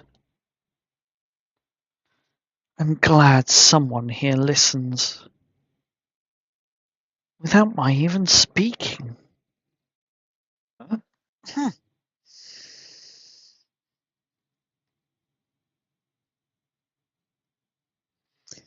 But do be a dear, could you, Severin? What you need? I think one of you coming in left some blood on the door. Be a dear and wipe it off. He goes to lift his hand to almost like he's about to cast prestidigitation, but kind of stutters and he's like, I'll grab a rag. Getting up, goes behind the bar, grabs a rag, and walks over to clean the blood. Tell Sienna me to will do walk it. up to him and take the rag and say, "You're exhausted. I would happily do this for you." And she will go clean it. Fair Surprised you didn't enough. fall on it. I am assuming it's probably his own blood. So yeah, he has no problem of doing that. It's actually more As, likely as to be Kane's. Oh, Kane didn't really? take any damage. It's more likely to be Aurelian's. Yeah, that's true. I'm not damaged. What am You I did take Well, doing? damage. question. Hang on. Is the blood red or black? That is the question. That is a very good question. It is black. It would be Severin's. There you go. I'm going to wait till Severin sits down next to me. I'm going to put a hand on his shoulder and look him solemnly in the face and go, "Don't worry, we all have problems performing when we get older." Fuck off, feather brain. Oh Oh, that's dear. great. Inside the Clockwork Cadaver, after all of that, it's warm, dim, and remarkably calm. The privacy glass has reduced the memory lamps outside to a pale, distorted halo on the windows. Fresh towels, empty plant pots, and bowls of clean water have already been arranged across the largest table, as though Lillian knew precisely what you would return carrying. And yet still, this other stranger to the cadaver is sitting there.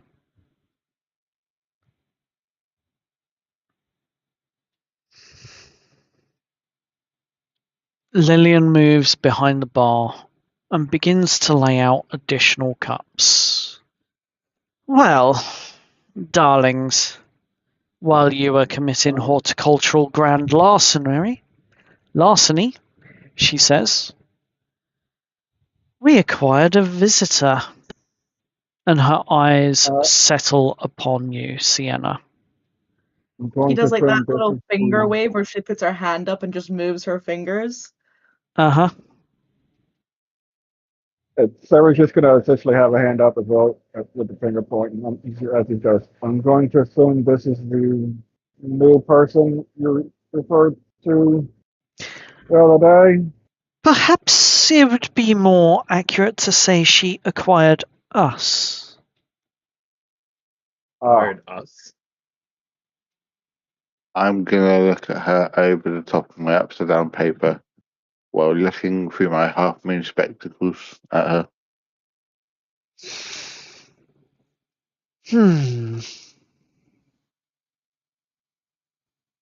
Well, we might as well introduce ourselves. Everyone? The only polite thing to do. Lillian looks I at am you. King. Correct. Before you introduce yourselves, though, it's only fair that I offer an introduction of the guest. Everyone, this is Sienna. Sienna Malone. And she turns a cup in her hand so that the handle faces you, Sienna, perfectly. Sienna dips her head slightly as she takes the cup. It is a pleasure to meet everyone.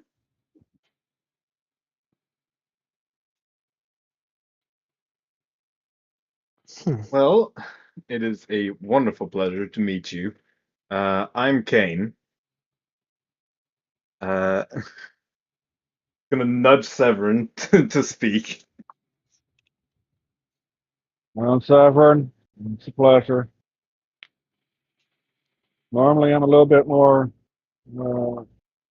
charismatic and lively, but I feel like I'm a whip dog at the moment, so I apologize. That's okay. I like him a little rugged.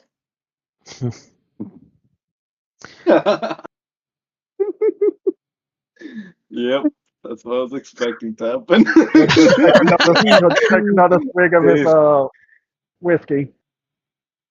Uh-huh. Come on, bird boy. I put my newspaper down. I am Professor Aurelian Voss. It is a pleasure to meet you. A professor? Wow, I'm honored. Don't take stock in it. He's just a bird brain.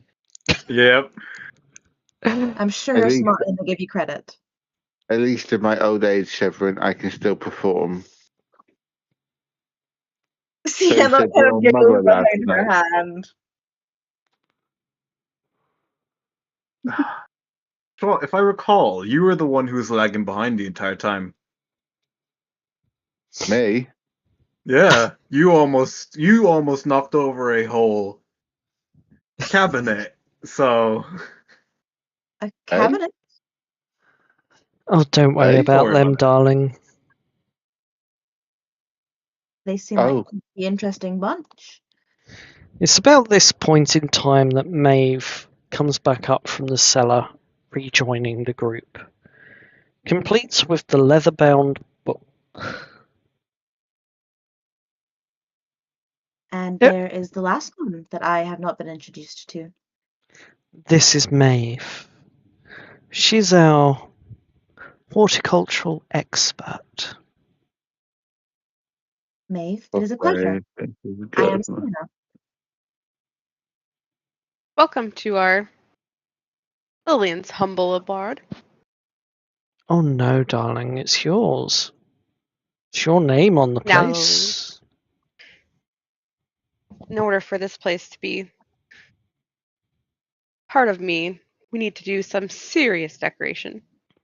I would say that you've done quite enough. Let's let this develop first. And as she begins to pour from one of the tins of recovered jasmine tea that she's just finished brewing, she stops as there is a gold thorn seal attached to the cultivation journal that you've placed on the table. Sienna, you recognize the mark as well. And as you look at this mark, as you look at the book and the seal that is there, you know the man that sent that carriage. Okay. You've seen the seal before.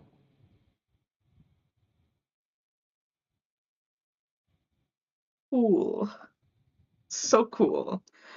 it. Sienna's eyes slightly widen at the seal and she kind of leans to look at it a bit. Where did you get this from? Our little adventure. Do you recognize it? I've seen it in passing. Care to elaborate? I have just been around the man who owns this seal in the past, not for long. Was an interesting fellow, as far as I remember.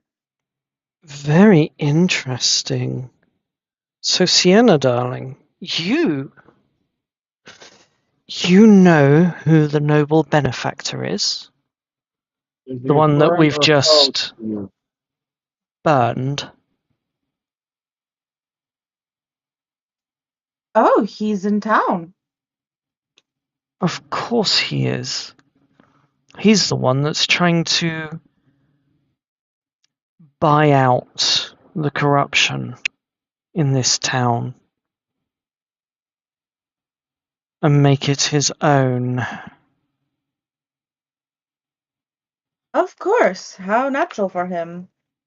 You see, we've sided with a certain someone else.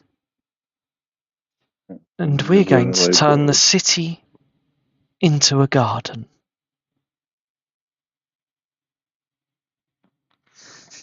Lillian raises her cup and finishes pouring the teas from one of the newly acquired jasmine tea batch.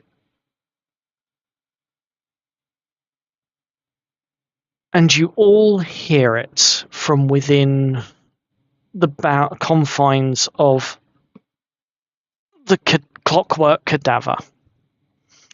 A woman's laughter. Soft, gentle, Well, Lillian smiles, slowly appearing across her face.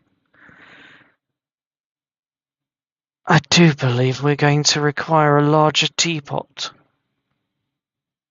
And as she says that, outside the memory lamps continue watching, and inside the first of the stolen jasmine flowers opens in the pot of tea that's just been brewed. And that is where we're going to end tonight's session.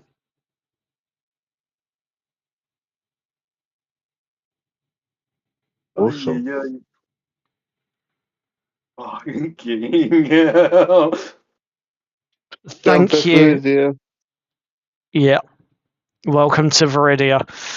Thank you everyone for listening to the show. I hope you enjoyed it tonight, and we will also put the clock down another day, as there are only 6 days left. No, that would have been day 6. There's only 5 days left before they have to take on the Wormwell engine. I would also like to ask, during your spare time, to update your characters to level 6. Yay. Yes. Yay. Come on. Oh, brilliant. Awesome. So I'm gonna roll my hit dice right now. Go for it. Oh, what But one it am I is here that we are going to end tonight's session, and we are going to see you very, very soon. This Friday we have Of Dice and Destiny. On Saturday we have the next 2 contestants in the Games of Glory. taking? And next week we will find out which of the next set of threads they have open they wish to close in the city of Veridia. Bye for now. See you all on Friday.